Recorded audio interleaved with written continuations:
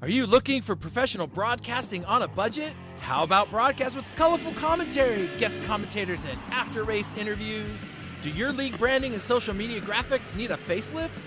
Custom results and series graphics looking like a fifth grader did them? Event organization taking up way too much of your time? Engage GTC TV and let us help you show the world your events.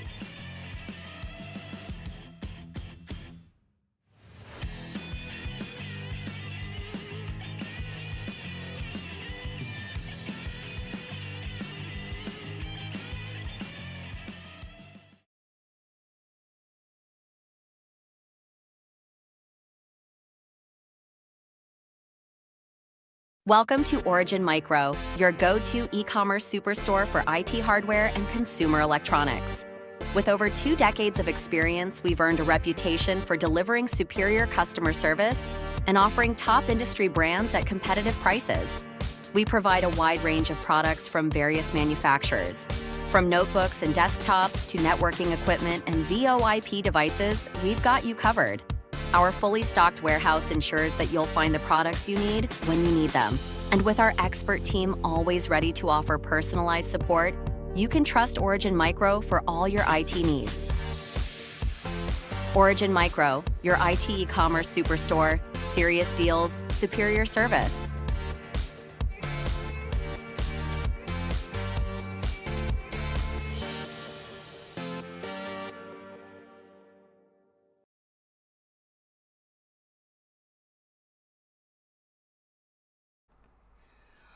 Hello, and welcome. This is the penultimate round of Season 7 of GT Champions World Cup.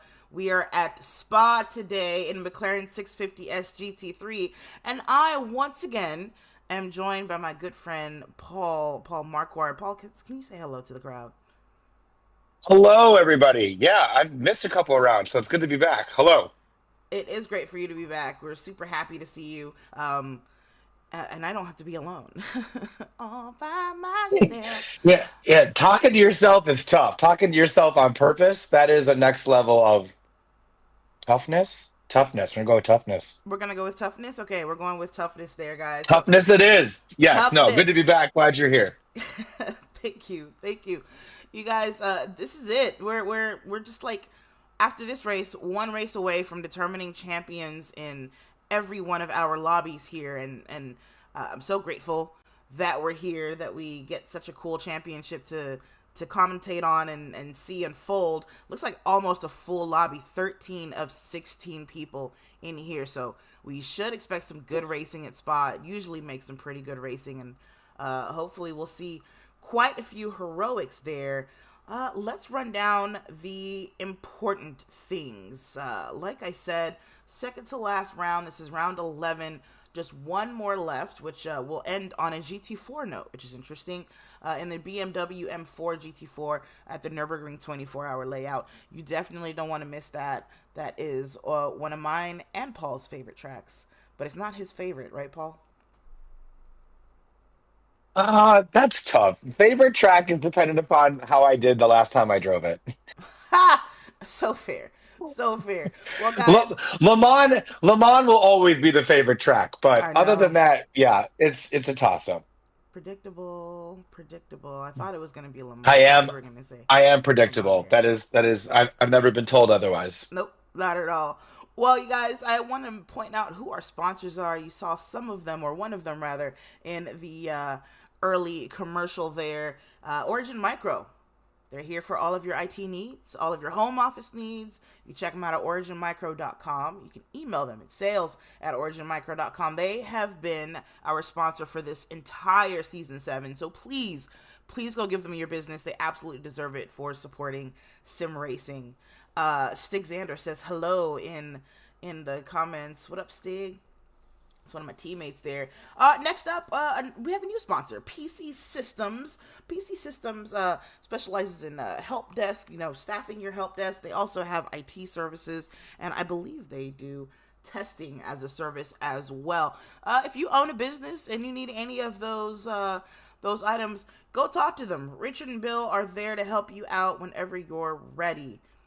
Let's see. We have a couple of championships to talk about, including one new one, but we'll start with the Porsche Cup that we have going on over at iRacing. It's a 911 GT3 Porsche Cup. Looks like, let's see, how many rounds? 9 rounds of racing there. The next one being Bathurst, actually, tonight, it looks like. So go check that out over on iRacing. Not right now. Not right now. Just on this channel after this race. Goodbye, actually, everybody. I was wrong. Thank you for listening. That race happened at noon. My bad. We missed it. But the next one is on the 12th. So next weekend at Interlagos. Go see about that. The MX5 Cup is still going strong with the last round coming on April 25th at the Daytona Road Course. I really hope to be in there. I hope to. I've missed so many rounds. I think I did the first one, Road Atlanta, and then I haven't been in one since, but I definitely want to do Daytona. I don't want to repeat the crash of Daytona that we saw this year, but I'd like to be in there. Last and not least, we have a brand new series here on GT Champions. Wow, words are hard. The PC Systems Time Attack. This is 4 months of Time Attack events, all in the same car. Not all in the same car all season, but everyone will be in the same car. The first one happens on April 18th at Red Bull Ring. We'll be in the Porsche 911 RSR 2017 GR3 race car. You don't want to miss it. Start practicing now. Go check out the rules at gtchampions.com so you can find out what kind of tires, what kind of settings, etc., etc., etc. Finally, if you win any of these series, as a champion, you do get a special numbered gold-plated coin, a GT Champions winner's coin, to commemorate the time that you were faster than everybody else. Go get one. Whew. Paul, that was a lot. That was a lot. Racing I'm proud of you. Thank you. I appreciate you. That means a lot, honestly. I feel like we're a little bit more humorous today. I'm kind of worried about how the broadcast is going to go. We're a little bit more lax. We don't have to be serious. Why would we be serious? It's racing. Good. This is That's being great. fun. Yeah, I mean, you and I in real life is never serious. So I'm actually surprised we've ever passed that off as being even remotely real in the previous times we've done this. Something tells me that if we went back and watched those broadcasts, you would be proven wrong. We have not been serious. But I need you to do a thing for me before we start because they are trying to find out who's ready over on the racetrack. So we want to get through this quickly. Can you see those driver standings there? One moment. I can now, yes. In first place, holding the championship. Top 10. I don't know that we have a lot of time, so just the top 10. Yeah. We'll do the top 10 here on the left-hand side if you're looking at our YouTube stream. Standings after round 11. At 673 points, leading the championship is Banana. Gosh, I gotta get ready to start not laugh at the amazing names. Banana leads the championship over second place on 637 points. Shred. Third place, final step of the podium after 11 rounds, is on 634 points. So really something to watch there tonight is that 3-point spread between Shred and Finalize. Fourth, Rusty Maggots on 622 points. Fifth is Stig Vander at 609. DeTruth is at 578. And then another close points haul here. Seventh is JSET at TT JSET at 573. A little bit further back down, eighth place is Nuke at 533. Black Fridays on 513. And not too far back to round out the top 10, as Tanya mentioned, is Oden on 506. Having said that, Jakey's not far off at 497, just outside the top 10 at 11th.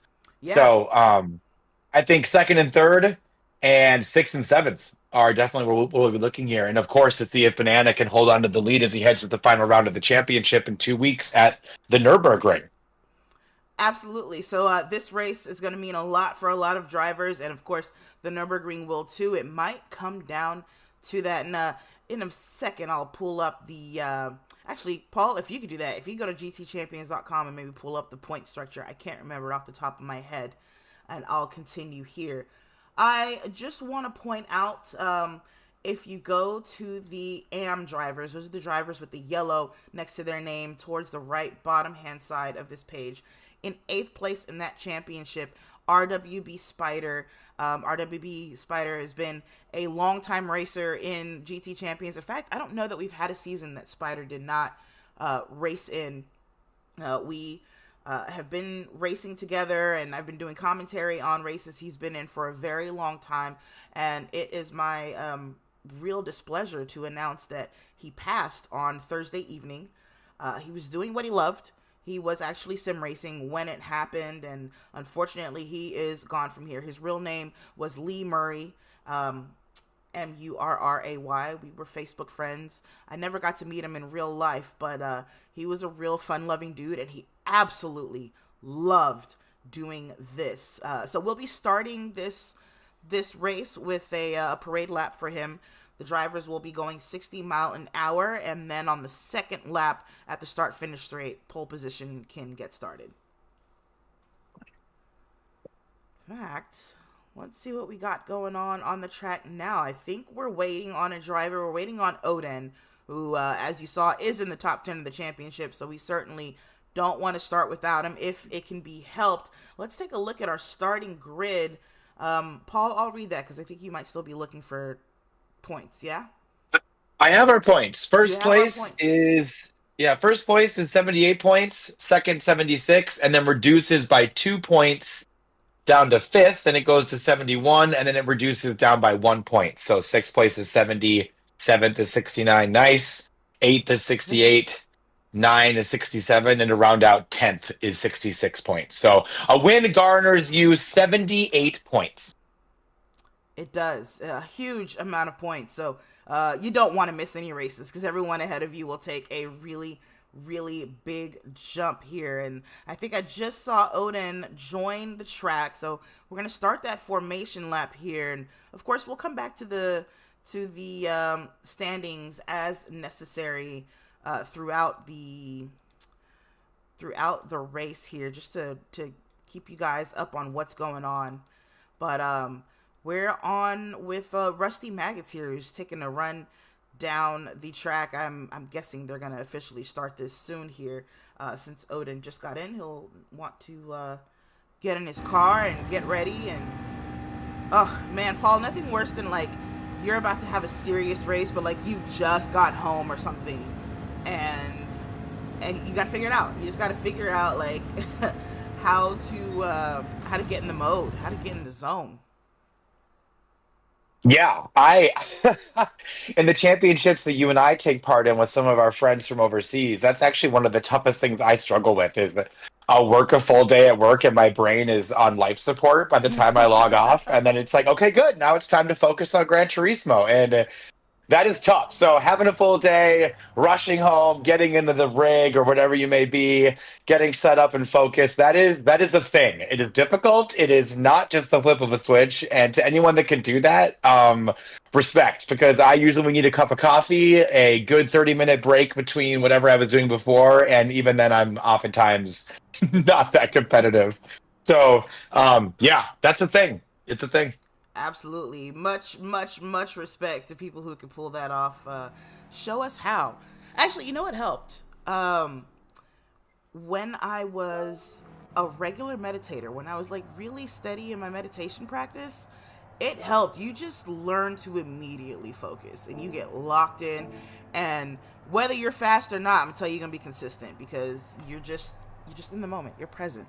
I'm gonna start doing that again because last night's race for me was a little bit rough. It was a little bit rough. Anyway, that's me. Right on. We got everyone starting on the hard tire, it looks like. Let me take a look at the required tires for this round. Have I got that pulled up? No, of course not. Why would I be ready, Paul? When I could be this. We're broadcasting to the world, so I'm not going to take that bait because I have to talk to you outside of this in our real world friendship. So we're not going to take that bait. But the rules for tonight. Oh, I just navigated away from it, so I don't have it either because I was looking for the points. I have it first. The racing medium and the racing hard are required. Very good. Very good. I'm so fast. Very good. Drivers will be starting on 70% fuel, and as with the previous rounds, fuel wear is at 1x. Tire wear is at 2x, so I don't expect a whole bunch of tire wear, but we are racing in the afternoon. SO6, which I can't remember if it's cloudy or what, so I don't know how cool the track will be. I guess we'll find out how the tire degradation works out for everyone here. We are on grid. It's a standing start. Again, there'll be a parade lap in Spider and Lee Murray's memory. Lots and lots of people here remember him. I think someone just got a false start. Oh, that was cute. Hey, guys. Patience. Yeah, so... penalty? Who got a penalty? No penalty. Okay, so maybe not quite a false start. Worth mentioning here, we'll probably touch on this, or I know I will. The 650S is my favorite racing car out of McLaren. As far as their GT program. The 12C, my favorite road car from them, but the 650S I thought just looked incredible in race car drag. Just a gorgeous GT3 car. It is, and you know what? I just realized I think this lap is supposed to be solid, so let's do it.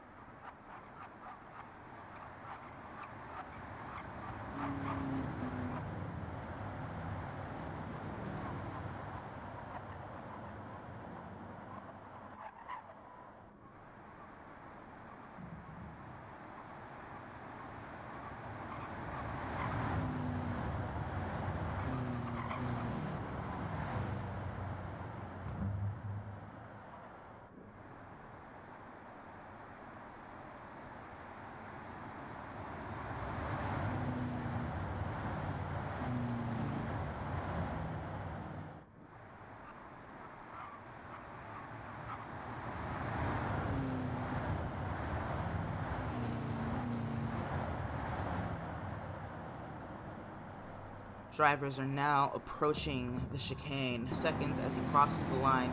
That lap was in honor of Spider. We miss you, bro. We know that you've got the best racing rig up in heaven, and that you are racing right now, as always. And we are green. Banana will lead, of course, into the first corner at La Suisse, followed closely behind by Finalize, who we saw weaving there to warm his tires up. They are line astern as they head towards Eau Rouge and Latillon. We don't see any issues. Everyone bumper to bumper, so I think we got a clean start there, Paul. Yeah, I mean that a clean run through Terre Rouge, wrong track, through Eau Rouge and Radion is always a rare sight. So yeah, climbing the hill up to Lacombe now. This is a larger hill than any TV broadcast will ever tell you. It is a haul to get up that hill up from Eau Rouge. Are you ready to walk it? Sure. I'd actually like to do the cycling race that they have here. I'm a big cyclist, so. Nice. Ooh, TTJ set with a half-second penalty already. Really easy to get there in Lacombe. That's probably where he earned it. Or actually, maybe Eau Rouge or something like that. Super easy to go out wide there. So he is going to pop the cork on penalties for us here, which I think the penalty around here is like towards Paul Frere, so a very fast part of the track, and so you do lose a ton of time on everyone. This is ultimately a high-speed track, hailing back to its early days, and you don't want to lose a slip around here. That's just a bad idea, which, speaking of losing split, what's it called? Slip. Finalized, already 1.2 seconds behind Banana, so Banana out of there, out the gate there. He's on the racing hard, so it's not like he's got a tire advantage over anyone. He is just quick and refuses to lose this championship. Another 2/10 taken out of Finalize while I was talking there. That is crazy. We're gonna see, oh gosh, who was it with the penalty? We're gonna see him take it soon here, though. Yeah, the penalty line is climbing out of Stablo up towards Blanchimont and the end of the lap. So yeah, so you kind of round out through Paul Frere corner, like you said, hit the penalty line, serve it, and then begin accelerating again to Blanchimont. Now looking at the pack of cars heading into the reprofiled chicane. I always call it the reprofiled chicane like it was a recent thing, but it probably happened almost 15 years ago. But yes, now heading towards lap 2. Hold on, we missed an incident there. We're gonna go back to it in just a moment. We saw some cars off in the chicane there. I hope that we can catch it. I don't know which cars they were, but TCJ Set lost 3 positions in that, by the way, but just regained them all. He was 8th, came out of the penalty in 11th place, and now he's back in 8th. HPR and Hover, I think, were who lost out in that incident. We're going to watch them as they head towards Kemmel Straight now, just to see if something happens at Lacombe. This is such a tight pack, and then I hope we can get to that replay to see what happened to them in the chicane. 2 distinct lines of cars now, one led by TTJ Set, but he's 3.5 seconds off the rest of the pack. These drivers are going to want to work together to get back up to him, unless J Set is a little bit slow for them. We'll see some quick drivers behind him in Hovercraft and then HPR 82 there. Man, bad luck. Only lap 3. Only lap 3. Ooh, Paul, Hovercraft has some plaid there in his... Oops, I did the wrong thing. Some FOF, yeah, a nod to FOF. Gosh, it's hard to keep track of which car FOF is running. It went from Porsche to McLaren to Lamborghini. But yes, they did run a McLaren there for a little bit, S7R. That is a nice livery. That checkered look from IMSA's FOF is always a nice touch. It is, absolutely. Nothing doing between these drivers in Lacombe, so let's see if we can catch what happened to them. I think Hovercraft was involved. No, maybe not. HPR in 8th here. Let's go Chase Cam. He just goes out wide. Yep. Oh, and so does Black Friday, but they're not related incidents. I don't think. There wasn't a touch there between them. Just HPR misses braking, and it looks like Black Friday did as well. So no accidents there. That's the good news, at least. But certainly time lost, and a lot of drivers,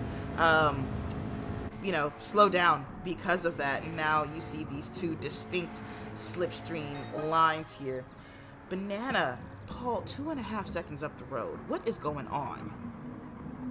I mean, Spa is a track where you can break away, right? If you got clean air, you're not dicing around. This is an old school track. It flows well. There aren't a lot of chicanes to catch back up in braking zones. It is a lot of third and fourth gear corners. If you get into a rhythm, you can drive away from here. Yeah, looking at now nearly 2.5 seconds up the road now, climbing the Kemmel Straight. Yeah, he's on his own. I mean, he's definitely broken the slip here from finalized.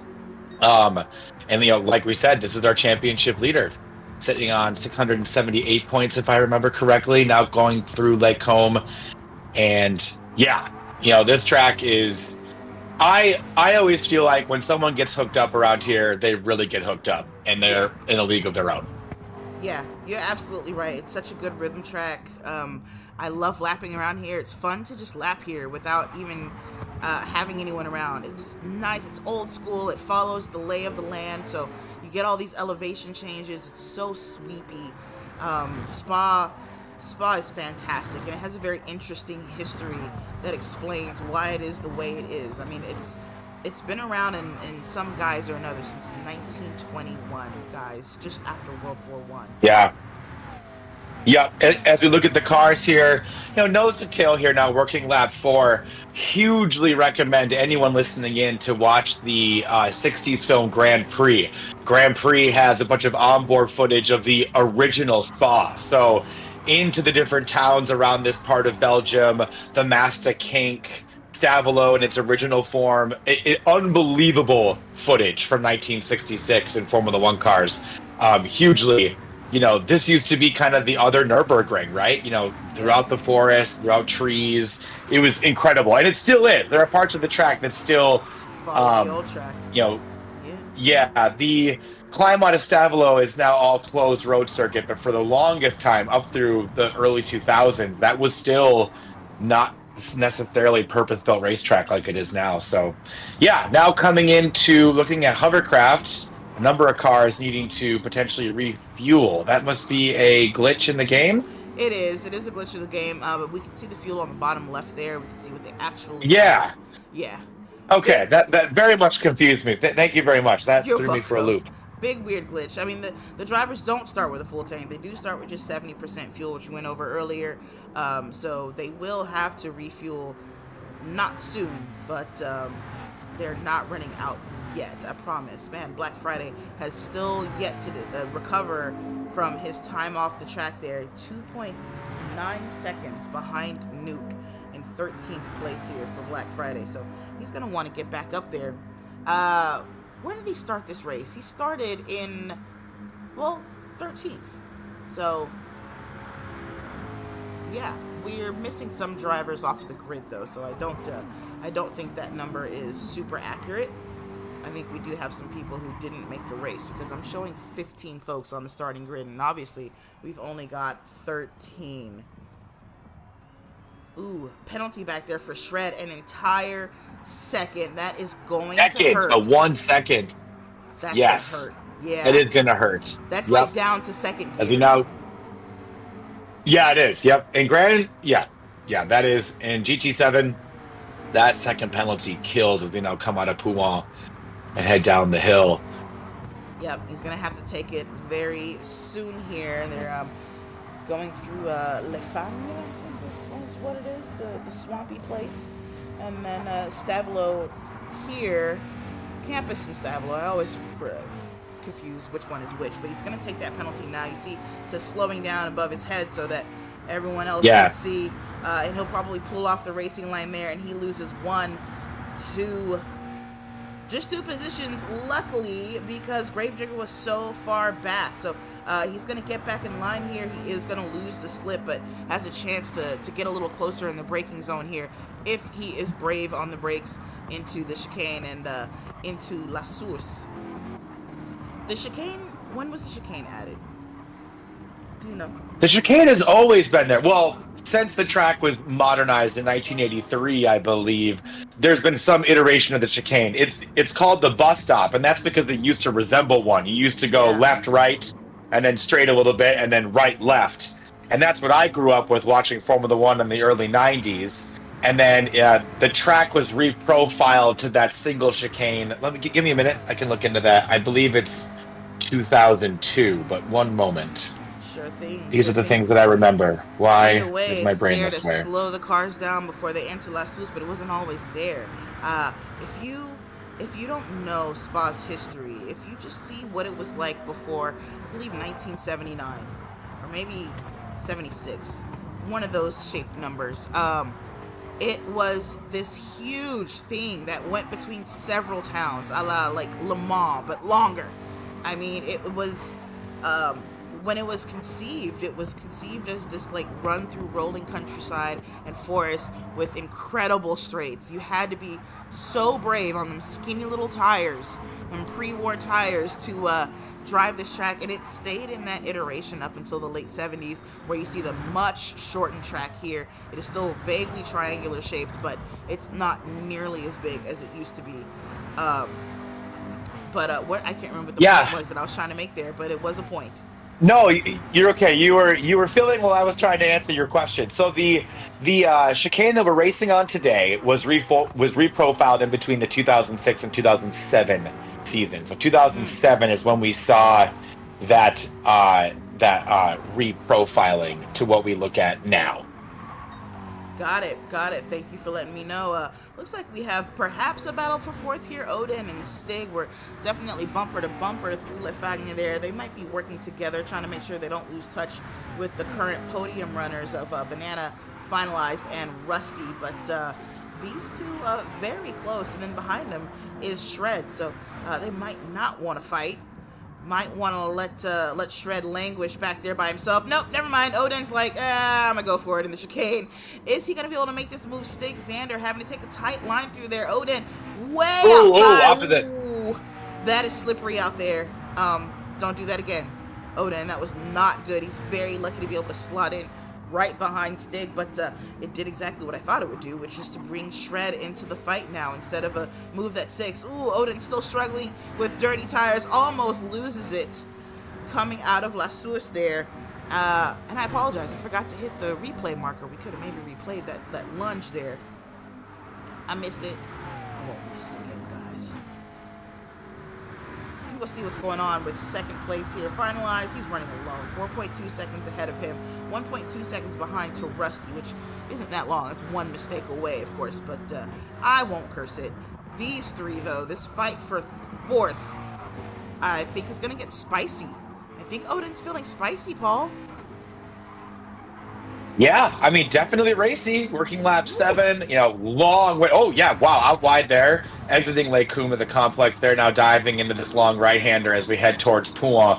Yeah, I mean, an hour and 43 minutes to go. So this is definitely, he's either pushing here for potentially wanting more track position and getting clear ahead for strategy, or he's just feeling racy this afternoon. Maybe. Evening. Odin, calm down. Like, you just got back from the baby shower or wherever you was at. Like, he jumped in so late. Oh, and Shred is absolutely in there, though, trying to stick his nose into the double left. He doesn't make it stick, but he sees that Odin is struggling out here, and he's going to hang it around the outside at Le Fagner, and Odin off! Odin is off the track, not able to hold on to that. Shoot, that really was not fun. Let's watch that whole thing back there and see how she happens. Yeah. We are around Pouin now, coming through. Yep. We're on with this is Shred here, hanging it around the outside at Le Fagner, like I said, and then Odin. Was there a touch? Oh, it's so tough to tell with GT7 replay. From what we just saw, it looks like the car just hooked up on him and caught him out and just threw him off the track. But that would seem unlikely. Oh, and now, I was just gonna watch it again, but I had to mark this replay because Stig just had a moment here. What did we miss with Stig Xander there? We're gonna keep it on chase cam. Here he comes after Paul Frere. I don't remember the name of this corner, but heading towards the chicane. Brakes. Oh, he just misses his braking. That's all. That was all the drama. Almost spins it, heading back on the track. Oh my gosh. And then a car right behind him, that was Shred, of course, pulling up on him as we saw. I wanted to rewatch the replay with Odin, but unfortunately we're not going to see what happened with him there. Let's go see where he gets back on track, though. Probably not up where he wants to be, I'm sure. He wouldn't be this far back. Is he gone? He is. He is. He is gone. Yes, he is gone. We are down to 12 entrants in the race, lap 8. With an hour and 40 minutes to go, we have lost that entrant in the race. That is unfortunate. I wonder if a DC or the all too familiar Rage Quit, which I certainly am familiar with from time to time. From time to time. That is unfortunate, Tatiana. That is unfortunate, and is not something that is taken lightly in this championship, by the way. So Odin will likely have a talk with the organizers and stewards over that. But yeah, definitely unfortunate there. Looks like he was feeling really racy, trying to get in there. Just, I think he was going a little too hot. Those tires were a little greasy. You saw him slipping and sliding and going wide, and he just wasn't keeping it tight. And ultimately, it bit him in this battle with Shred. I'm sure there'll be a report to check out in Discord. Let's put it that way. Top 3. No, absolutely. Yeah, I mean, definitely, feeling racy is great. That was a lot of aggression, considering that this is a long race on a long track with still a pit stop to do. But yeah, if you're feeling fast, you want to stay there. So that's unfortunate. Now looking at Rusty Maggots here, third place, just trying to stay away from the clutches of 7 seconds back off the lead, 1.6 seconds off of second place. I'm heading into Lasaurus to start his 10th lap, having just completed his 9th lap, because that's how numbers work. And yeah, there we go. Starting his 9th lap, having completed his 8th. Yeah, also I can't talk correctly about numbers, regardless of how they work. Thank you very much, Tatiana. I think he forgot where the start-finish line was. I think he thought it was over on that downhill going to Eau Rouge. Well, which is funny because we're technically using the Formula One start-finish line. GT racing at Spa-Francorchamps, and especially and an emulated 24-hour race or any type of significant GT3 race at this track, whether it be SRO or whatever it may be. Yeah, the start-finish line is actually on the run down to down to Eau Rouge as you climb the hill. Right before that, where the support pits are. That's right. So, that's right. You can still see starting lines there. How do you call them? What do you call those? Timing lines. Where? Sorry, what was that? The grid lines. That's what I was thinking about. You can see some down there. I believe even in GT7 there. Shred is. I hate to say it. He's shredding. I feel like I do this every time. But he just made a pass on Stig Xander there, just outside of Kemmel, just past Kemmel rather, heading towards. Oh, we missed it. My replay missed it. So never mind. Stig did try to come back on him, wasn't able to make the move stick. So yeah, Shred up to 4th place here already after being in it with sort of with Stig, but definitely with Odin there. And he was on the back. Yeah, remember, he caught up to those two when Odin tried to make a move into the chicane, and now he has gotten both positions for 4th place.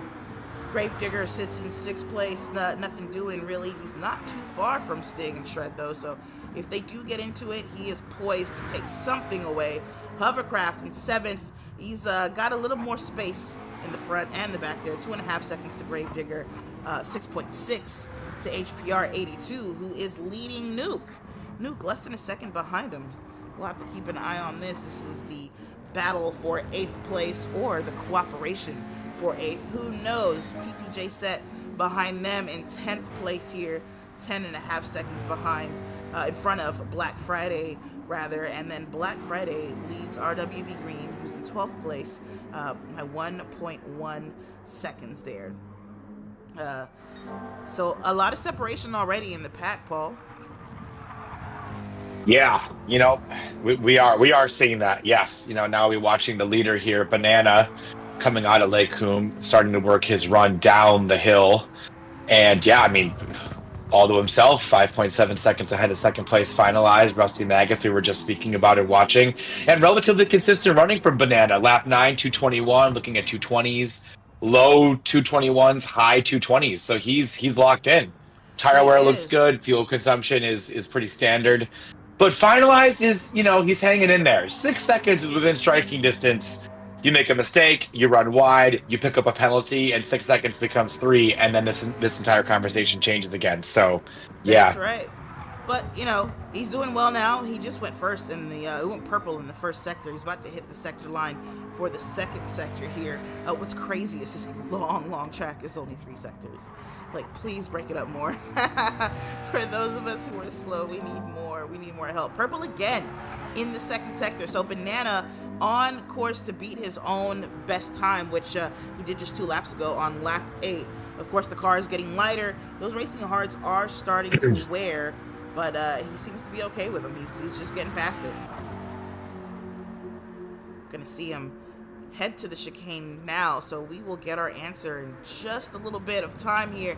It's really gonna be up to his braking here and how. Oh, that's not really how you do that. I think he went a little bit of oversteer there, unless it was a bit of lag, but no, he still goes fastest, so never mind. He drops, is that, yeah, 0.2, over 0.2 off of his slowest time, or his fastest time, his previous fastest time. Way to go. Finalized does not respond. No, Finalized still kind of hanging in there, but he's also got Rusty Magus to worry about. With the pit window, of course, at around halfway, it will be interesting to see how this all works. It looks like we just lost another competitor. We're now down to 11 entrants in the race, Tatiana. We started with 13. We are, and he was close. I'm not even sure who we lost. Do we know who we lost? We lost Black Friday. I just noticed that. Yeah, there was a message in chat, and we lost Black Friday. I wonder if it was between himself and Green. No, oh, you know what? I think it's not going to show him, like he doesn't exist, maybe. Yeah, I think once you leave the lobby, you leave the you leave the live replay. I'm not sure, but that's unfortunate. We're down 2 entrants on a very long track. Looks like 8th, 9th, and 10th here are keeping it interesting as they head to Radion. Yeah, we're going to get out of that replay there. We're not going to be able to see him. Don't know what happened to him. I don't see any damage on TTJ Set or Green's cars, and I'm pretty sure that's around where he was running. So something happened between him and one of those two. We're not sure who, but maybe at the end of this lap we can see who had a slow lap and get a hint, but not much more we can do there, unfortunately. So another quit. That's not good. It's a long race. I know. I mean, we're in 32 minutes. It's a long race, Tatiana. We're going to start telling stories. That nobody wants that, of course. As we're watching the leader now, 6.6 seconds ahead again into the chicane. And I haven't seen his sector splits, but yeah, his last lap was fastest. I'm curious to see if he brings it out again to lower. No. And he does not. 221.1. So he has eased off a little bit as he heads into La Source now, that tight hairpin that's so famous. One of the best spots to see photographers taking pictures right there. Mere feet from race cars. Yeah, it is a fantastic corner for more than one reason there, for sure. A difficult corner to master, of course. It's a hairpin, which hairpins are never easy, but this one is like particularly narrow. This one is like you could literally put this in your hair. Narrow, you know? But Banana gets through it masterfully. I find it easier in mid-engine cars like this, though. You kind of whip the back end around, coming out of there pretty easily. Rusty and Finalize following not far from one another, actually, and Shred starting to catch up. I think we had Shred maybe 6 seconds back from Rusty the last time we checked. He is going quicker and quicker as well, though not the last lap. He had a slow lap, but 22.3 for him. We haven't seen a 22 in a little bit here. So Shred with a moment there. Stig Xander just following through with him. He's not able to catch back up to him, but he hasn't lost him either. He's 1.1 seconds back. So probably just taking it easy. We're early in the race. A lot of cars have settled. Here's Hover and Gravedigger, though. They're looking after 6th place. Don't know that they were together before. Do you remember if these two were bumper to bumper like this? I don't, but they are now coming out of Poulan here. And this is nice to see them nicely bundled up here. They've got a good, they're pretty ahead of Hovercraft. No, excuse me. They're 18 seconds off the lead. Yes. And about 7 seconds ahead of HPR. Man, I can't talk today. Not very helpful. It's okay. You're the most helpful. But looking at Hovercraft, some front end damage. So I don't know if maybe they had a light touch coming into braking for Poulan. That damage will fix itself after the longest 30 seconds of their lives. No, it won't. Heavy damage in this championship, so he'll have that's to right. fix that. And that is correct. He has damage. This gap is growing here as they go through the faster sections of the track. He might be dealing with extra drag. He's going to have to decide if it's bad enough that he needs to pit. You don't want extra drag at this track, period. There's just no benefit to staying out, but the pit lane, I think, is pretty long around here. So it really comes down to, well, how much time will I lose on track versus how much time will I lose in the pits before my next pit stop anyway, and I can just, spend a couple seconds fixing this. Well, the pit window opens at the top of the hour, correct, with 60 minutes to run? Actually, there's no pit window anymore. Drivers must pit one time, but they can pit whenever they want to. And, but for the most part, since we're in the same cars, we're in the same fuel, we're in the same tires, for the most part, most people will pit at the same time. Or within the same few laps, right? Depending on how well they fuel saved. Okay, well, in that case, I apologize. I think I called that out wrong the last time we did commentary together as well, so that's on me. But with the pit lane rules relaxed and then being able to call that stop at their will, much to what you said, it is a numbers game. And, can I keep in the slip and mitigate damage, or do I pit early? We're still, we're only a quarter into the race, just over it with an hour and 28 minutes remaining, working lap 14. Taking the pit stop early now on those tires because they'd have to switch to mediums, correct, Tatiana? If they take their actual tire and fueling pit stop, yes, they can pit just to fix damage. So he can opt to do that. Well, pitting to take damage with that long pit lane, which is correct. The pit lane here at Spa is long. I don't know if that math is going to math. It might be better just to hold it out and hang it out on the track and see if you can hang in there and just make the one stop for full service, including the damage repair. Especially honestly, right now, as you're saying, because he is staying in the slip. You absolutely just took the words out of my mouth. Since we've been following this for a lap and a half, he's still within 0.6, kind of oscillating back and forth between half a second and a full second. So, as long as you can stay here, I don't see any advantage to pitting. Certainly not as he's also maintaining a nice gap over the 8th place chasing car, HPR 82, which has been sitting at between 7.5 to 8 seconds back. They have, however, dropped over 1.5 seconds to the leader. Not entirely consequential as they're pretty far back. We probably have to see some significant race drama to have them back into the conversation at the sharp end, but they've dropped nearly now 1 3/4 seconds since we started covering this little battle here.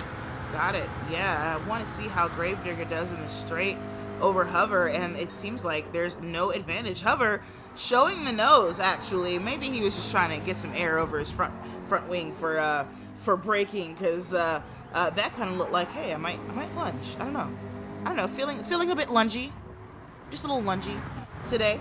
But yeah, Hovercraft seemingly not super affected by that front wing being messed up there. It is the front. Even in the straights, with Gravedigger, so I think he's okay. I think he's all right. Let's see what else is going on behind them. HPR and Nuke still running together. Haven't seen them fighting really, but we haven't stuck with them very long. Nuke not really within striking distance here, but certainly close enough to take advantage of a mistake should HPR make one. And sticking together, just trying to have an easy race. It's so easy to like get penalties here or crash or spin, and it's like it's a huge deal if you do. So taking it easy and letting the race come to you is absolutely the way I recommend people race Spa. It's not really a track that you like try to attack too hard. The consequences are huge if you overdo it. Yeah, lots of gravel runoff, and it's high speed. So it's just everything is magnified, right? It's just it's a very technical track, and it punishes you old school, like you were saying. It does. Now looking at RW Green, 1 minute and 5 seconds off the leaders. So that is unfortunate. Looking at last place here. Shouldn't be last place for those joining us late. We've lost 2 entrants earlier in this race. Yeah, we go chase cam here. He shouldn't be. Off the 650S. Taking a look at this RWB Spider tribute livery, 1966 to 2025. RWB Spider, rest in peace. Your team is representing for you. You got the webs over there. This is a nice livery. I might have to grab this. Livery. Yep. Yeah, it looks fantastic. It does. You're right. The McLaren 650S is such a good-looking race car. It's too bad the BOP is hardly ever favorable to it because I probably, on looks alone, would drive it a lot more. It's also very fun to drive. It really feels good. It's just not fast. It should be faster. Twin-turbo V8, right, in these guys? Yep, this is a twin-turbo V8 platform. And an evolution of the MP4-12C, which is the most hilarious name for a car ever. I know. MP4-12C. You're like, Fax machine or a sports car. Yeah, right. Yeah. We can now have 8K MP4s. Just need the -12C protocol. Shred livery is really where it's at for me. Any McLaren and any version or variant of copper, gold, papaya, or orange is just chef kiss. That looks fantastic. Plus, running a fabulous, number 55. The McLarens and GT have run 59, of course, 55. Those legendary cars at Bathurst. But coming up through Blanchimont now and into the chicane.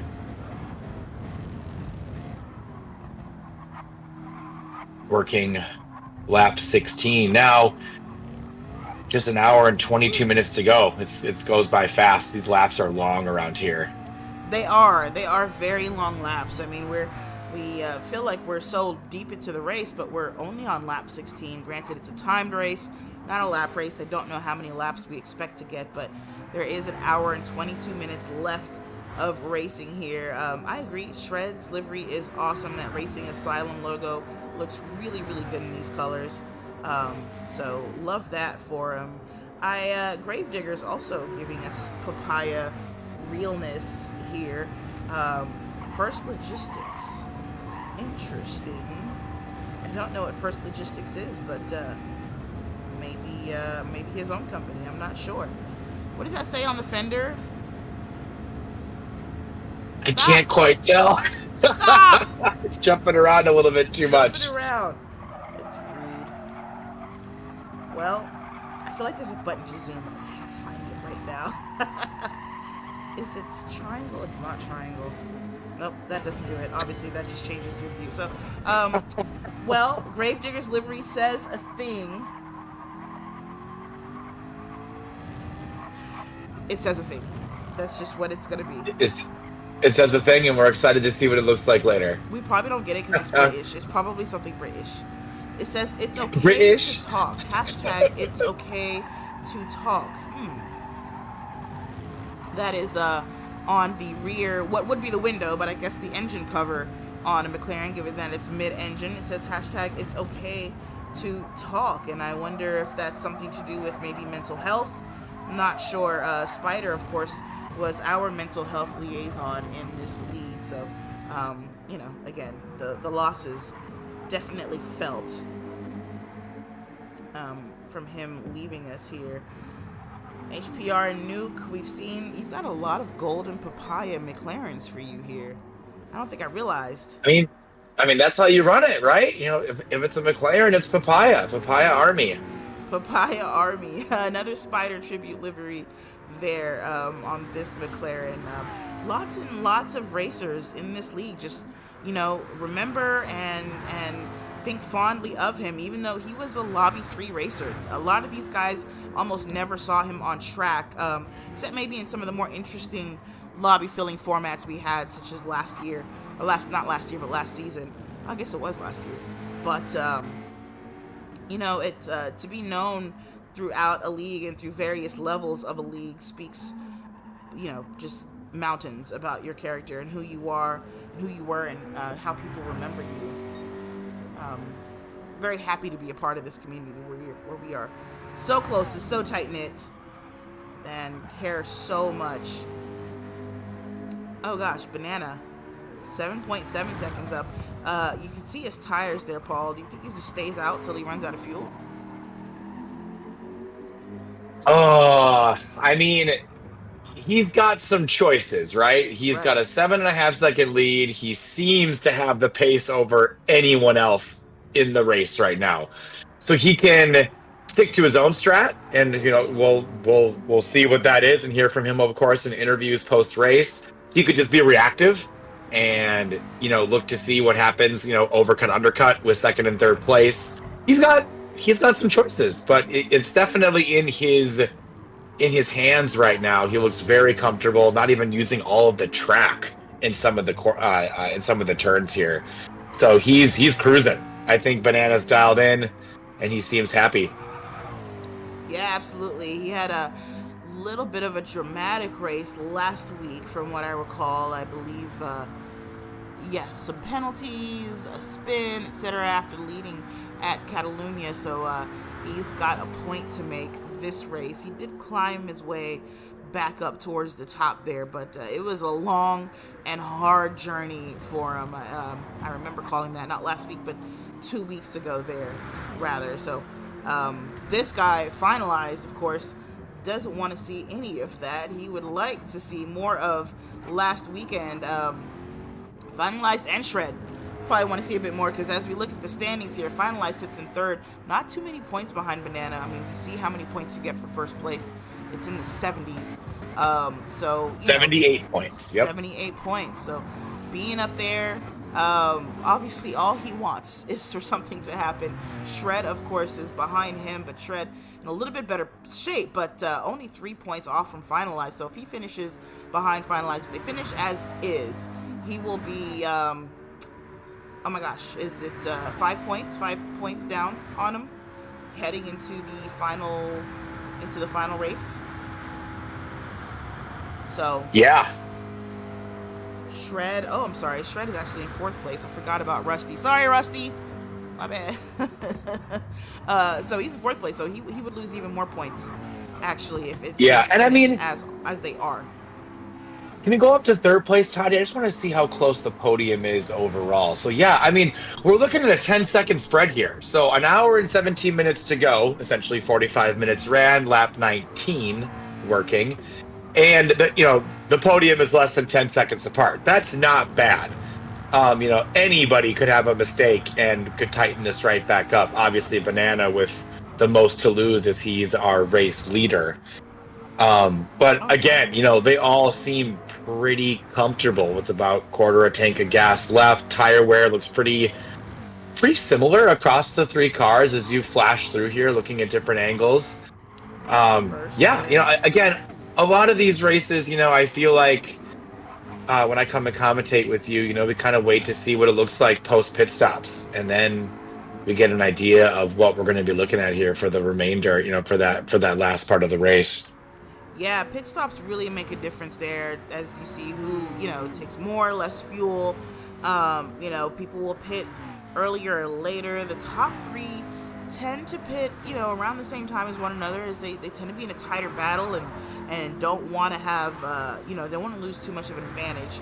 So they want to stay at least on equal performance terms as the cars ahead of them. But the pit stops definitely introduce usually quite a bit of shakeup and a better picture of what things will look like towards the end of the race.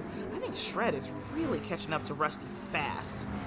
Rusty's been running 21s the last several laps. Shred's been running 20s. The last 3 were a 20 for him versus Rusty's last 4 being a 21. So Shred is absolutely pushing, trying to catch up to him and get himself on the podium here, and preferably, obviously, to get himself into second place because he does want to finish ahead of finalized.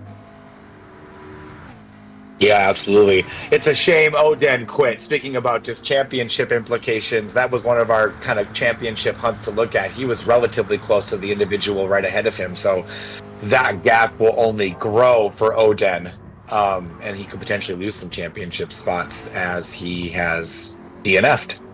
He was in the top 10 with 506 points, and Jakey was behind him with 497 points, and actually Black Friday, who also quit, was just ahead of him with 513 points. So 2 of our top 10 championship contenders out of the race. It's unfortunate, you know, things happen on track. You hope that cooler heads will prevail and people won't just throw it away, but you know, with sim racing, you don't have a whole team and, you know, some company that spent an ungodly budget on you staying in the track in the race. So, you know, folks will go. This battle between Gravedigger and Hovercraft will separate even further as Hover has to take a half second. Well, and Gravedigger as well. That's what I meant. Sorry, Gravedigger. Hover does not have a penalty. Okay, yeah, Gravedigger with that penalty, but mitigated by Hovercraft having the damage. Maybe. You know, I didn't even see that when does Hovercraft help as passed well. him. And it could have Neither been when did whatever happened to cause this happened. Could have been that. Yes. But Hover up the road from Gravedigger, and yeah, he does have that damage, but we didn't see that he was going slower. He's in the 22s.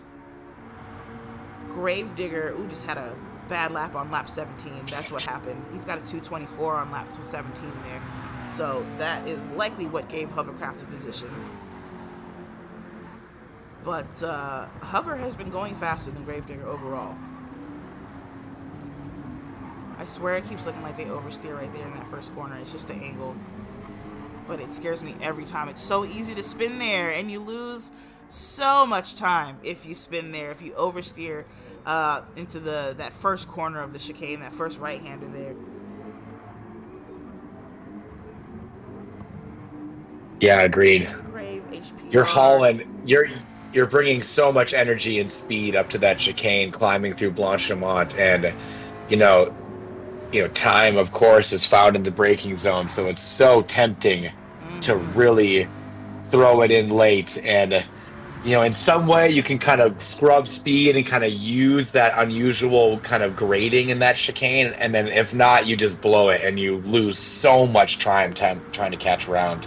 So much, especially if you think that, like, oh my gosh, I'm carrying a lot of speed, let me turn in early and try to, grab this apex, and the apex just absolutely just sends you, because there is that weird grading. It's very steep there. It's almost like hitting a hump, and it will absolutely throw your car out of whack there. So as tempting as it is, you gotta be careful through the chicane. You really gotta I hate to say tiptoe through it, because you want to be fast, but you gotta tiptoe through that thing. We're coming and watching the last two here. Green, 31 seconds off of TTJ set, so a long way to go for him. The gap has kind of been like that for a long time. J set, far from Nuke, 14 seconds. I think there's not much to see at the back of the pack here. Nuke has lost touch with HPR 82 almost. He's 2.3 seconds back where they were bumper to bumper. And, I have to say, please forgive any pauses in my speaking and my raspy voice. I have a cold, and I'm going to mute myself for a moment, Paul, and maybe let you talk to the people while I do a thing. Talk to the people. Okay. Well, hello, everybody. I'm going to take over for Tatiana while she realives her vocal cords. Yeah, an hour and 10 minutes to go. Working lap 21. Banana still all has it to himself over finalized and Rusty Maggots, who he's been talking about. Toddy, if you can hear me, if you could move to second and third place, that'd be great for camera.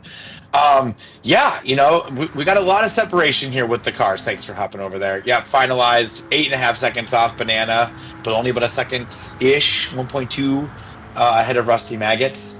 But yeah, a lot of separation in this race. Not a lot happening. If you've been listening to us for a while, Tatiana and I are definitely kind of trying to keep the energy up, but a lot of status quo right now.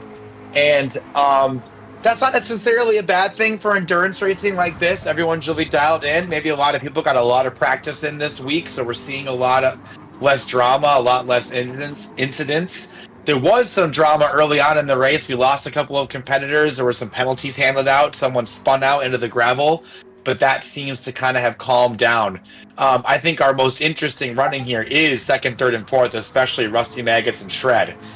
They are tooth and nail, bumper to nose as they continue. But as we look at finalized here, he himself, I mean, the last 6 or 7 laps, he's been essentially in the 21s through a 20.9 in there. But, very, very consistent as we work towards halfway through the race. I say this every time I'm invited to come and commentate with GT champions.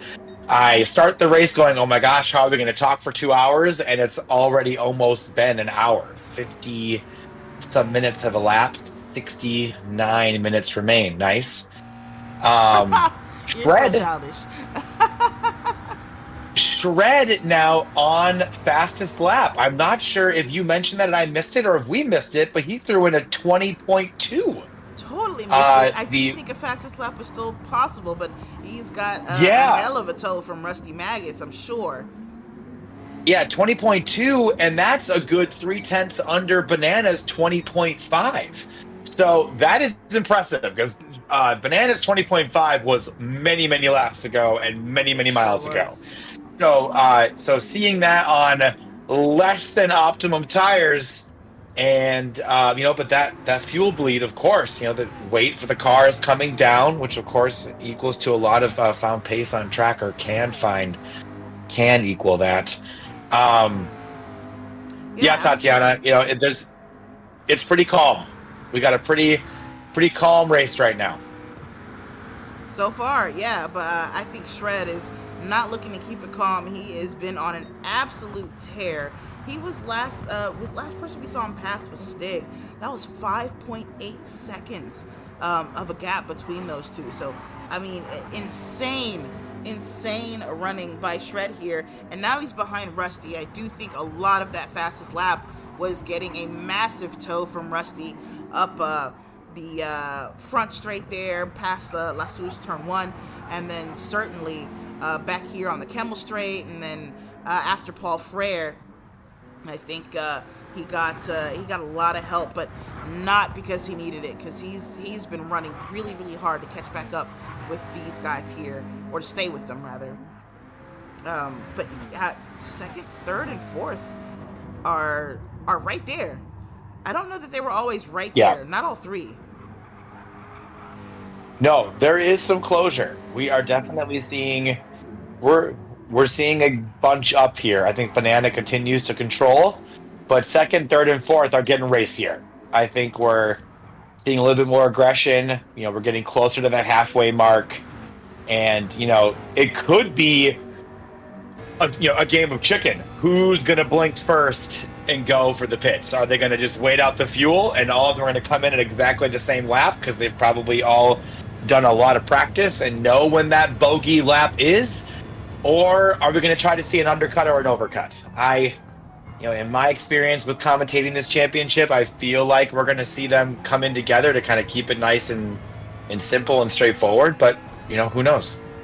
Maybe. We'll see. I think an undercut is to play here if these three stay together, because they'll be going on to the softer tire, the medium. So if you undercut, you will be faster than the two, or whatever car is ahead of you on the worn cards for sure. It's of course a question of, well, will they last me to the end of the race? This is a track that obviously high speed in the straights, worn out tires do not matter, but there are points of this track where you can dive in and out-brake somebody and out-accelerate them out of the corner. There are a couple of slower corners like that, so you have to think about that too. Is it worth taking the mediums early if you think they'll wear out before the end of the race? And purple again in that first sector for Shred. Even with the bumper right in front of him. Do me a favor, Tatiana. Go to Maggots and Finalize quickly. Let's look at their tire wear. Sure thing. This is nearly identical. Shred and Maggots have nothing between them, and they're all. Look at that. I mean, the wear indicators on the display here on the stream, it's hardly moving. You can hardly tell the differences between the three cars. Yeah. So Rusty's that's also interesting. Less right front than Finalized, but he and Shred have basically the same right front tire.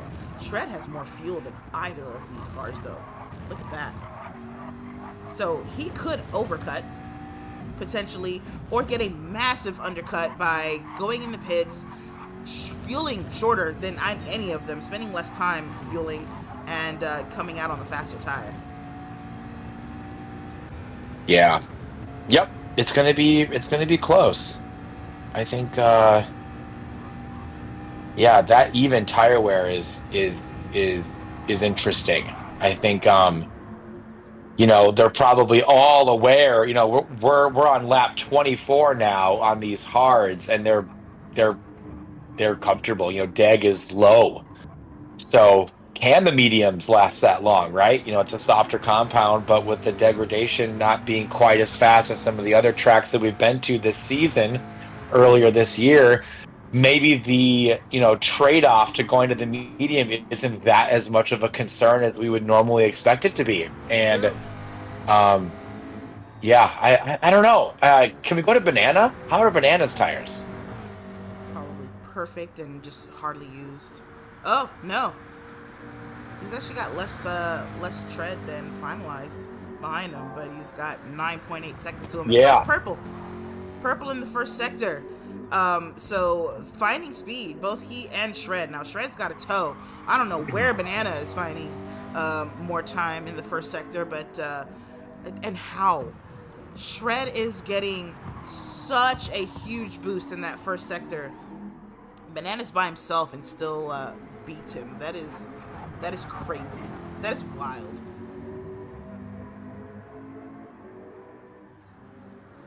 I'm gonna take a quick sip of water here, so I'll try not to let you guys hear me gulping, but I need it. It's okay. I'll fill in again while you alive your vocal cords. It's kind of the same conversation here. I actually quite love races like this. More difficult to talk about, of course, but this is really the nature of endurance racing. If this race was 10 hours long, 8 hours long, 12 hours long, this is really it. Extending the tires, making the fuel work as long as possible, and trying to kind of suss out what your competitors are wanting to do. We're just 2 minutes now, a little over 2 minutes, over halfway, and not a lot happening. I think I'm hoping that we'll see some compression here post pit stops, and we'll get a little more elbows out, a little more racy. A little more. I mean, we've got HPR 82 who's caught up with Gravedigger, though. Gravedigger way out of that battle with Hovercraft that he was in. 4.2 seconds now is that gap, and he was already falling into HPR's clutches, and I think maybe he's been there for a while. I think maybe HPR is just chilling, getting himself a little ride, and sure enough, he's got way more fuel than Gravedigger, so probably back to fuel saving with that nice slipstream that he's getting from the car ahead. And then behind them, we got Nuke, who's still 2.5 seconds behind the two of them. So not getting any sort of benefit from them, but holding his own back there. J-Set, of course, in 10th place. And then Green is a lap down. Sort of thought he's right behind Nuke, but he's in 11th place. I don't know when he went a lap down. Oh, he's pitted. He jumped, got the mediums, got on the mediums. He's trying to make a play here. Trying to get out of last place, So our first I medium... guess. Yep, so medium taker on lap 25. Yeah, now granted, he's 3 minutes and 5 seconds back, so we're going to need some serious drama, and you and I will be talking about it for days if we see RW Green into the conversation at the sharp end of the grid. But yes, 24 laps in, and we have our first pit stop, and just under 3/4 of a tank of gas to get up to the end at literally 1 hour and 30 seconds remaining, but to the medium tire. So it'll be curious to see if we can see some more pace on that medium compound. But Yeah, I wanna see like you where were he just comes- saying, Sorry, we go just ahead. saw Banana. I kind of duped you there. But it's interesting to see. Banana, like you were just saying, is pulling purple sectors out of a hard tire that's got half a race distance on it. Right. It's absolutely insane. I'm curious to know where he is besides or behind TTJ Set after J Set pits, because he's J Set was like 30 seconds ahead of him when we last checked. So Green has jumped the gun. Not jumped the gun. I don't want to say he did it too soon. I don't think he did it too soon at all. So that's not the right phrasing there. But he popped the cork, went on the mediums. Now he's running quick laps. And so it'll be interesting to see how much closer he gets. And then, like you said, I don't think Deg is that high. So he might be okay at the end of the race. And he'd be really okay here if he can catch up to Nuke ahead of him and get a tow as well. He's 7/10 quicker than his fastest time there in the second sector. So definitely has gained time on the medium tire. We have another pitter. Sorry about that. Rusty Maggots is going for the undercut on Okay, here we go. finalized there. So Rusty Maggots was running in 3rd place. He's into the pits now, actually leaving them. No, he's coming in. He's coming in. Yep, He's gonna because get to his stall. Because this is the GT pit, so you run all the way down La Source, or all the way down the main straight, hang a right on the inside of La Source, and then come to the GT pits. Now refueling with 58 minutes to go. HPR also taking the pit lane. S7R Nuke into pit lane. But yeah, Maggots is what to watch. Can he do the undercut and maybe jump 3rd or 4th place? Well, Excuse he me, was 3rd in or 3rd 2nd place. behind finalized, right? So here's finalized here, going through Boucher now. So we've got a while before we see him cross where pit lane is. Rusty, of course, is still fueling excruciatingly slow here, which is why fuel saving is so important in this championship. You get 1 liter per second of fuel in that car, so he's still only at 43%. We saw Green fill up to about 75%, just under 75%. Rusty may do something similar, which means he's got a long way to go before he actually leaves that stall. And then he'll still have to contend with the pit limit until he actually gets out, while Finalize will have all of that momentum from going down the hill towards Eau Rouge, assuming he doesn't pit. He might pit. He might say, oh no, you're not going to get this undercut on me, or you're not going to get as much of an advantage as you thought you were, because I'm coming in. Looking at his fuel, he might be. It's a long lap around here. I don't know if he can go another one with that much fuel, but we'll see. He's heading towards the chicane here, and once you navigate the chicane, rather than making the left, you go straight to enter the pit. So let's see what he does. Here comes the right-hander. Is he turning left? He is going to turn left. Shred also going to turn left. So the undercut is on, Paul. It's on. Leaders in. Yes.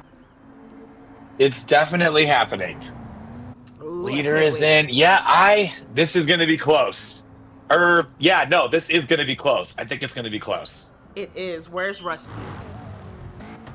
Rusty is out on track. Broussais. Rusty is now just going through Stavilo, and now, excuse me, he's just now going It through was Broussais. No Name Corner, I was right. which It has a sometimes corner. people call speaker's corner because you can hear commentary really well. A lot of the commentators in real world call that speaker's corner because it's a big megaphone right at the top of that cliff. That's how I And know now it. going down. Yep. And now going into Pouin. Sorry. So, yeah, I'm trying to gauge how this is going to work. It's just too tough. It's tough, and we haven't seen finalize the shred pit yet, so I guess it doesn't matter until these two jump in, finalize. Now in the lead of the races, our leader did jump in, shred just behind him, 5.2 seconds behind him, so I think there's less of a bumper-to-bumper effect than there was when Rusty was between the two of them, but lots and lots of folks have broken the seal and pitted. The first three drivers on track, first four actually, finalized shred, Xander and Gravedigger. A penalty, pit stop rather. Gravedigger with a penalty though, half a second. That's gonna hurt him for sure. Behind them, I think almost everyone has pitted. We got Hover in the pits now. Banana, our leader, just leaving. We're getting a nice view of him as he heads down that incredibly steep hill towards the pit exit. Ooh, that was strange. This is the trickiest pit exit ever, Paul. I hate it here. I have had a lot of great and not so great experiences with the GT pit out at Spa. It is a rough go. It is, and in this championship, we do have the pit lane penalty on. That is worth 3 entire seconds if you cross that pit line. If you cross the solid line on pit entry or exit, you're in trouble. Our leaders are in, finalized and shred in.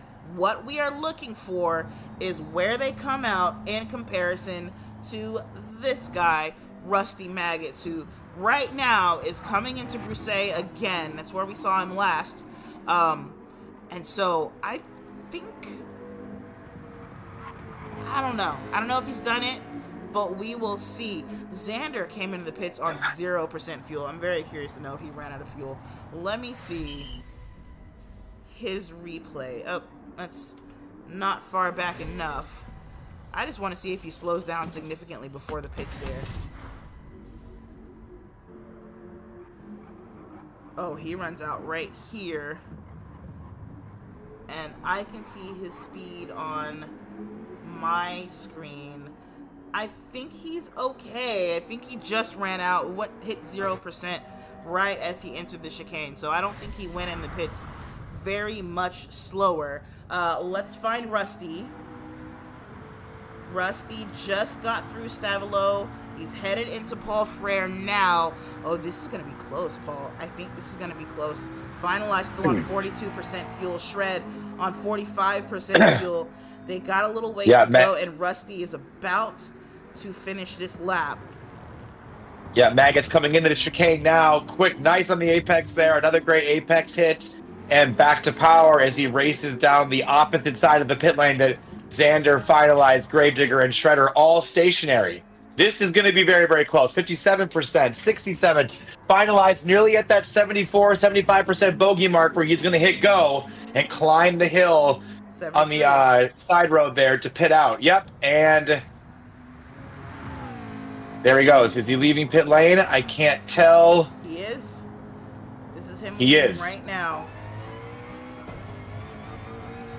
They're going to flash past him as we look on this onboard camera to our left.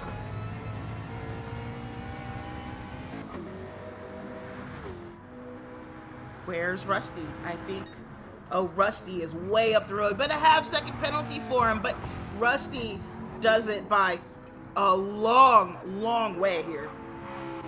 He's way ahead of finalized, but has a half-second penalty, which it won't catch finalized up, but that certainly didn't help. No, that was not as close as you and I both anticipated it being. Because Banana, Banana still with that nice 10-second control. He had that cushion. He was always going to come out on top with this overcut, undercut, side cut, whatever you want to call it. But I expected super powerful though. But Shred came out right behind him, and he's gonna inherit second place there. So Shred from 4th to 2nd. his pit stop brilliant. But yeah, Rusty's undercut super powerful in comparison to Finalized. Yep, I'm very surprised to see that. Yeah, the not surprised, very impressed with how powerful the undercut was. I wonder if Shred underfueled. No, he took a lot of fuel, but you know what? He had saved so much. If I recall correctly, he had so much more fuel than Finalized in his car, and so I think fuel use really ate Finalized up. He had to spend longer in the pits, and Shred will now take second place, just behind his biggest rival in this championship, Banana. Woo! Pit stops are great. Pit stops are great. So Rusty Maggot's in third place behind Shred. Ultimately, with the undercut, he just ends up in the same place, though there's one fewer very fast opponent in the same race as them. I mean, Finalized is 4.4 seconds behind Xander, who in turn is 3 seconds behind Rusty. So we're looking at like a 7.5 second gap here from the drivers that he was racing against just before the pit stops. Wow. Paul, thoughts? Yeah, thoughts are with 50 minutes to go. No thoughts. That's definitely not something that's new to me. No, with 50 minutes to go and lap 30, we're not seeing that compression for third and fourth. We are not, we have a nice compression here with second and third. They are racing each other now. But third and fourth, Xander's got a little bit of work to do to haul that closer up, Finalized as well. But yeah, I think the talking point in the race here is going to be second and third. A friend of mine just messaged me on the side who's watching our broadcast. He's quite surprised that no one is, with 1 liter per second refueling, it's surprising that no one is short shifting and trying to fuel save more. And they could have even furthered that fuel window. But that's all said and done. Pit stop's over. 9/10 of a second now. So Shred pulling out a little bit here on Maggots as he goes through the lap. That's going to be critical to keep close with. Oh yeah, this battle for second here, though Shred is pulling away. He's got him almost out of the slip. He's got a second on him now, and if Rusty loses that slip, that's a big deal. Because Shred has been quick. It's not like he can expect Shred to slow down or make a mistake or something like that if he lets him completely break away from him. 1.1 seconds now for that. Regarding the comment about whether or not folks are short shifting, we can't see it because of the banner on the screen. And I haven't been paying attention, so it's possible that some folks have been and I've just missed it. But, we can see a huge fuel differential between Shred, who's in second place now, and Finalized, who's in fifth. So there was some saving there, despite him really climbing up the order fairly quickly there. So I wouldn't say they're not fuel saving. But yeah, there might not also be a lot to gain out of fuel saving with the McLaren. This is such a fast track that you want to be on top of your game. And it's a twin turbo V8, but I don't know if it makes a lot of low end grunt, honestly. Typically if you slap 2 turbos on a V8, you're not looking for low end grunt, are you? Definitely not. So it could be that short shifting is particularly slow in this thing. I don't really know. But yeah, that's unfortunate. I just want to say hi to everyone in the comments. Parquet, undercut! I know, right? We love it. Parquet says we're doing great, Paul. Thank you. We appreciate it, man. We are having to dig deep on this race this time around. There's a lot of kind of lonely driving on this track right now. It's tough. I love laughing around Spa. It's definitely one of those places. It's a bucket list track for me to get to. I would love to go, and I definitely see the 24-hour race there.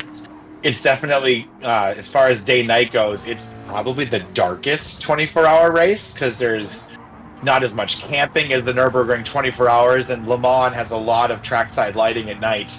But, when you look at onboards at the Spa 24 Hours every July, it is incredibly dark, which is kind of its party piece, which is pretty cool.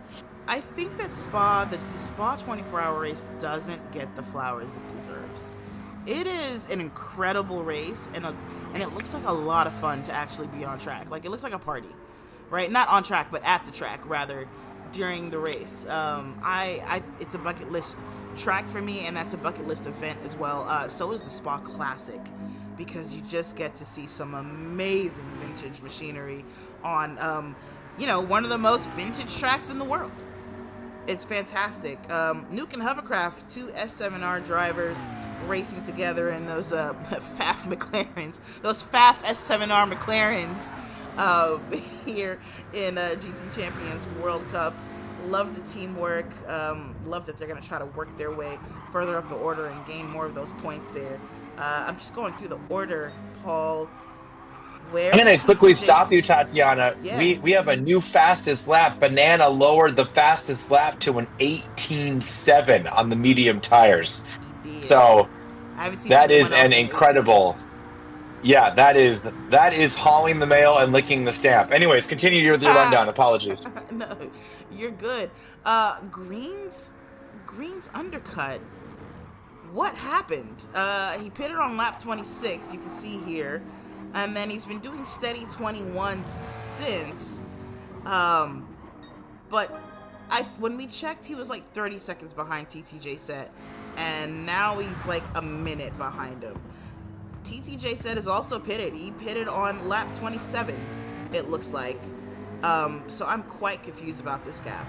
Unless maybe something happened before the pit stop that we missed. It doesn't make sense to me. The math ain't mathing. The math is not mathing. All right. Well, Green getting the blue flag warning here as our leader comes up to him. He's actually not super close. They start giving you those blue flags so early on, though, so hey, someone's coming up behind you. Get ready, but it might still be, another half lap or more before Banana actually catches up to him, because I don't even see them in the same frame right now. Maybe I'm looking at the wrong... Maybe he's getting a blue flag for somebody else. Let's see. There's Green. Oh, it's for Shred. It's for Shred, who's in second place there. So that makes a lot more sense. He's getting blue flags for these two. He certainly wants to get out of the way there. This is a battle for second place. So Shred and Rusty both hoping that he is kind and pulls over very quickly. Green's been around and racing in this series for a very, very long time. He knows what to do. And I mean, everyone in Lobby 1 knows what to do, right? You are the fastest of the fastest in Lobby 1 in this 3-lobby championship here. So I expect that he won't disturb this battle too much. Not like Paul, we just watched Sebring. Obviously, traffic plays a huge part there, especially if you're in a battle. I mean, it's gosh, what a track. It's just so good to watch multi-class racing at Sebring, seriously.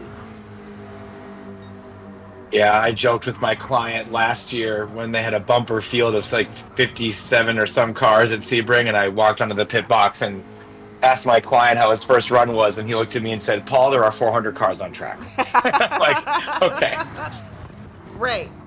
I honestly, kudos to the prototype drivers, especially the GTP guys. I just don't know how, in a car that fast, you avoid just slamming a Lamborghini into a wall, under braking, or like not losing patience, right? I mean, they are not quite Formula 1 cars, but they do rely on downforce, and the slower you go, the less downforce you have.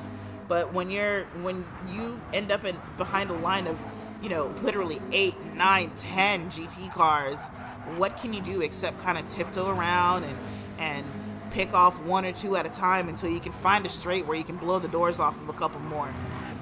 It's a very interesting dynamic for sure. Shred with a personal best in that second sector, so Shred speeding off. Rusty has managed to stick with him though, so that toe not fully broken. Green will get out of the way very kindly there in Paul Frere, and no, no problem for either one of these drivers here trying to get around that lap traffic there. So good job, Green. Good heads up driving. Who's that coming up behind him? Is that Nuke, I think? Where's Green? In 11th? I believe, yeah. It's finalized. It's finalized. The guy who was battling those two up front. So Green's going to want to get out of his way too. Be nice. There you go. He slows way down for him. I don't know if that was necessary, but, you know, he's kind of racing for last place here. So I guess nothing much to lose there to let him by like that. I, on the other hand, am built different, Paul. How do you think that I would handle a blue flag situation? Usually when I'm in those situations with you, one of us ends up upside down. So we'll leave it there. Paul, you have never been in a blue flag situation with me. Don't do me. You have never put a lap on me. And shan't. But yes, if we are occupying the relatively the same piece of tarmac, it doesn't always go great, does it? It doesn't. Guys, Paul is a punter. Last time we raced, Paul punted me. Purposefully. Okay, here we go. Okay. Okay. It's true. It's true. I'm not gonna pick violence with you tonight. So I'm gonna let you have your shots, and we'll let people decide if you're to be trusted. But okay. Yeah. Okay. I'm gonna protect our peace here in Lobby 1 tonight. World Cup organizers, I'm just saying, I hope y'all do an all-star race again this season. Now that there are 3 commentators, you will have to find room for all of us, because I do want this smoke with Paul. I absolutely do. So if you could just stick us on a track for a 2-hour race, I'm down. I'm down. Paul, it's on. I will crush you. Anyway, so second place, Shred. Third place, Maggot, still just, hovering around that 1 to 1.2 second gap between each other now. Less than 40 minutes to go. So we approach the last quarter of the race. Lap 34 already. That's a lot of laps around a lot of miles around here. It is yes. such a long track. 2.5 minutes, or close to 2.5 minutes, is a pretty long lap for most tracks around, or most tracks in the game. I mean, most tracks, period. But it's shocking how fast this track is, because it's many, many miles, and so being able to pull off that many miles, 4.3 miles in 2.5 seconds is no easy feat, but that is how quick this place is. Actually, 4.3, yes, it's still 4.3 miles. I was looking at an older iteration of the track, I realized. But, I mean, these cars are easily reaching, let's see where they get in Kemmel here. By the braking zone in Kemmel, right now we're working 160 miles an hour, 161, 162, 163, just touches 163, does Rusty there in the slipstream. So close to 200 mile an hour in this straight here. I mean, the cars are flying around here, and I love it. I love a good high-speed track. Even Le Mans. It's worth noting that while we've been commentating, Maggot's closed that up a little bit but now he's losing again. So in Sector 1, Maggot's had some pace there, closed it down into the mid 0.6 of a second off of Shred. But now that we're working Sector 2 and more of the cornering, Shred is now pulling that gap back out again to that kind of customer 1.2 second. Yeah, I think Rusty is just a little bit better through Radion than he is. And so breaks, bust down a lot of that gap, and then, of course, gets to slip down the straight. But, yeah, once they start hitting the twisty stuff, Shred gets away from him again.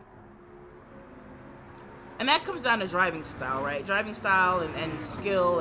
And the reality is that even amongst professional race car drivers, there are going to be some folks who are better in a corner than somebody else. The margins are fine, but they are there.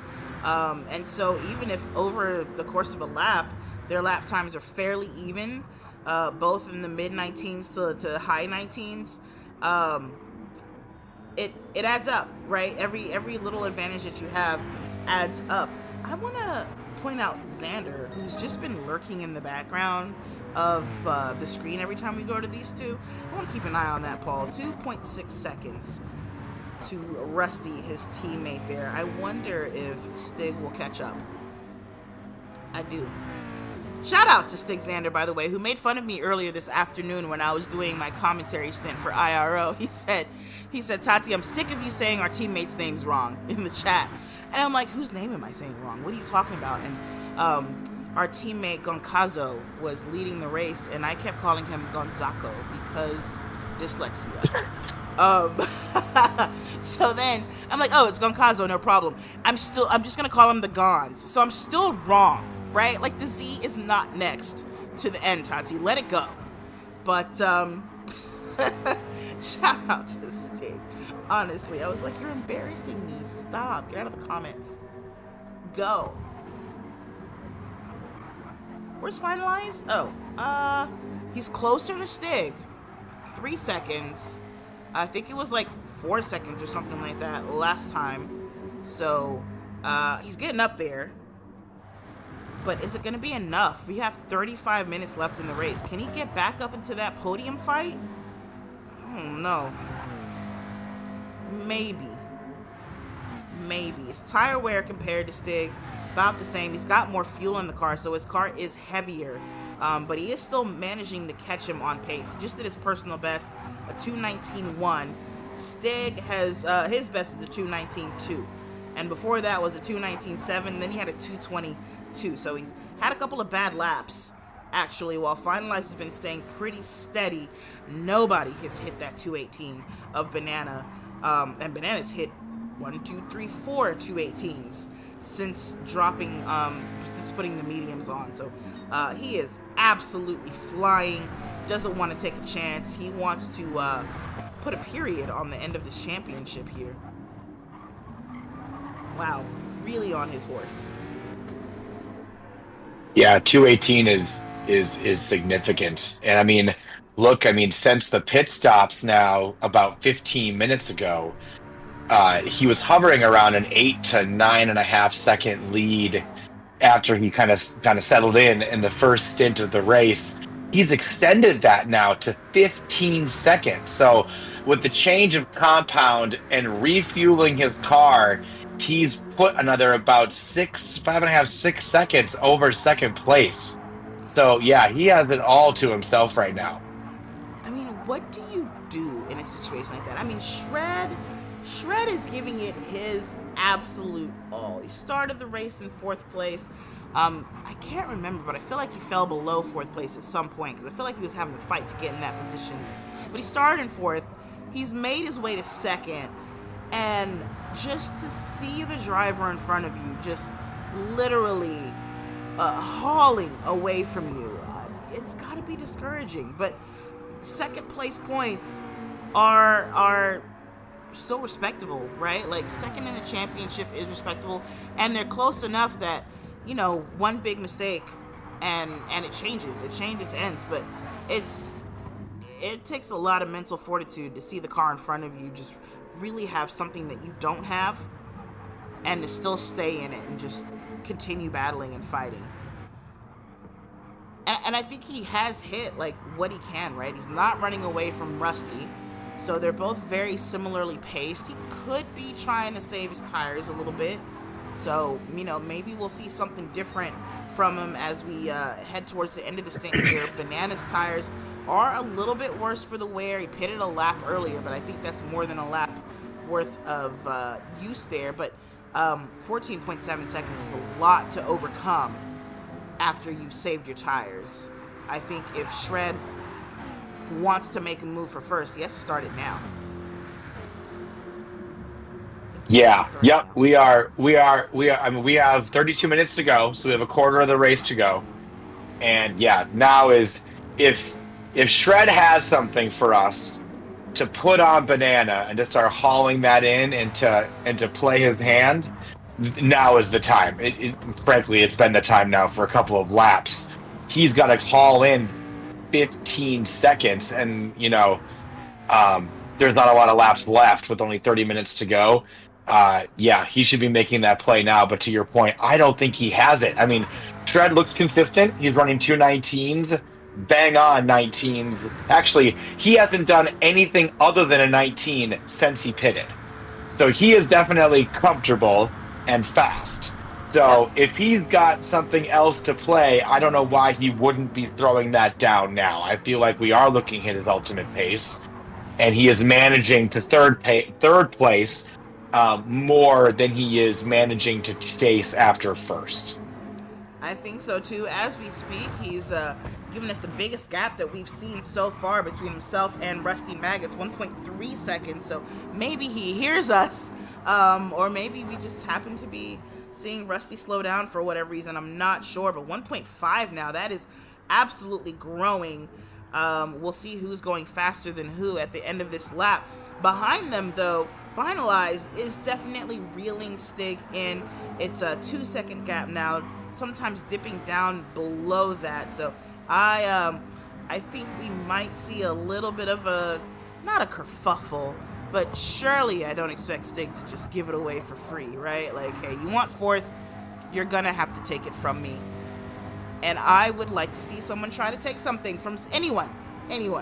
Let's go back through this order here. I think, what's it, Gravedigger and Nuke who were starting to get into it. Oh, they're far from one another. HPR and Gravedigger far. Nuke and Hover have been running together for a while now. Again, teammates, so I don't expect too much fighting between the two of them until maybe the end of the race, if it does come down to it. Identical liveries for these two, but Hover with the green outlines and green accents colors, Nuke with yellow. Gotta love it. I'll have to find out who made the liveries for the team. Those look great. TTJ Set has this half-second penalty and has lost a lot of time to green. Last time we checked, it was over a minute was that gap, and now it's down to 41 seconds. So things happening to TTJ Set, maybe not great things, which have allowed RWB Green to reel him in just a little bit, but 40 seconds still represents like a quarter of this track or something like that. So he's still got a long way to go. Green getting blue flags for, I think that's Shred back there. No, I think that was Gravedigger. So yeah, that is Gravedigger coming up behind him. That's 7th place, and then behind Gravedigger, again, the S7R boys here, two of the S7R boys. S7R all running together. We've got Rusty and Stig running 3rd and 4th. And then here are Nuke and Hovercraft running 8th and 9th. TTJ Set, like I said, has that penalty. So that's pretty much the grid. That's what's happening here. Shred maintaining that 1.3 seconds on Rusty. I think this might be it, Paul. I think this is the run up. It's 15.5 seconds to Banana. Does he have something that Banana doesn't? Anything? I mean, besides more rubber on his front tires. I don't think so. I mean, he's losing time. Since we started this conversation and the rundown here, he's lost another 0.6 of a second. I mean, Banana was at 14.9. Now he's working 15.6.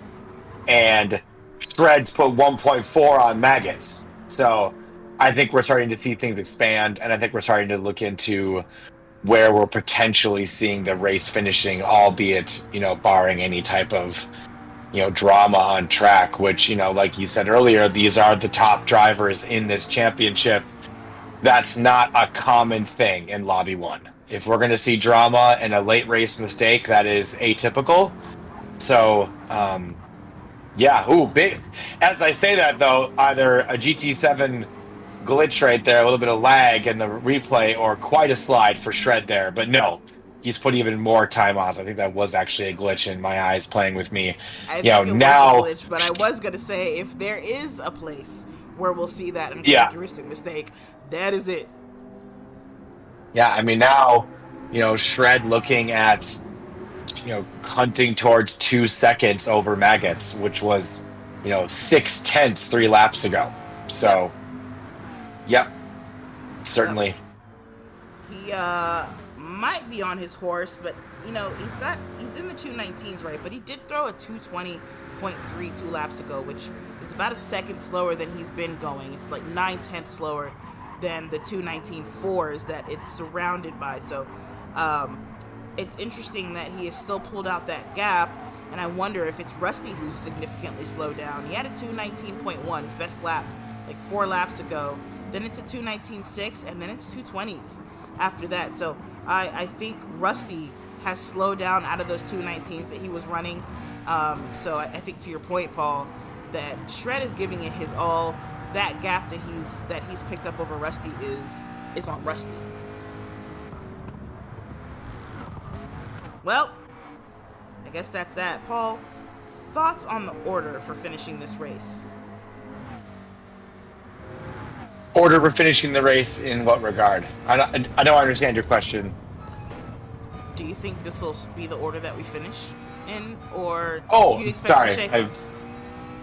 No, I think this is it. I think we're looking at, again, 5 laps ago, we were kind of thinking second and third could be where we could see some excitement and some, and some change. And that seems to kind of be settling in. Now I think we're looking at 4th and 5th. We're riding along with 5th place finalized now, nearly 20 seconds off the lead, but only, as you can literally see, only about under half a second from Stig. This could be where we could see some excitement as, we work now towards just under 25 minutes left in the race. A lot of compression there as they come into the chicane. And so, yeah. Sorry. Right. I thought he was about to throw it off and spin there for a second. I think that was, again, just GT7 jitteriness here. But, yeah, I think 4th and 5th is where we're going to hold on to potentially seeing a change. But maybe that wasn't the case. He dropped some time in the chicane. He was 4/10ths back. Now he's over a second back. So maybe that wasn't GT7 jitters. I think it was a moment that he almost lost the back end of his McLaren there. Now he has some catching up to do again, but he is faster than Stig, and you can see he is more than happy to use up that fuel. I haven't seen him hit 6th gear until now. But after Paul Frere towards the chicane, I was very surprised that he didn't upshift to try to save fuel. He was in the slip, but then I realized, he probably doesn't need to. He took so much fuel in the pit stop that he's willing to use it all. So he's definitely catching up to Stig, who in turn is pretty much caught up to Rusty. So potentially 2 fish in the water to get around. And this is finalized races for Racing Asylum. He has no reason to be nice to these guys other than, obviously good sportsmanship and gentlemanly driving. But he certainly does not have to cooperate when he catches up to them. So I do want to see what happens if he gets up to the back of Stig's bumper. Is there anything else you want to see, Paul? Anyone on track you want to look at right now? No, I think this is where we should be. 7/10ths of a second, lap 40, 23 minutes to go. Agreed. Pit stops done, tire management done, fuel management done as we race towards the finish. Under a second between 2 cars. Really 3 cars here. I think we're watching where we need to be. I agree.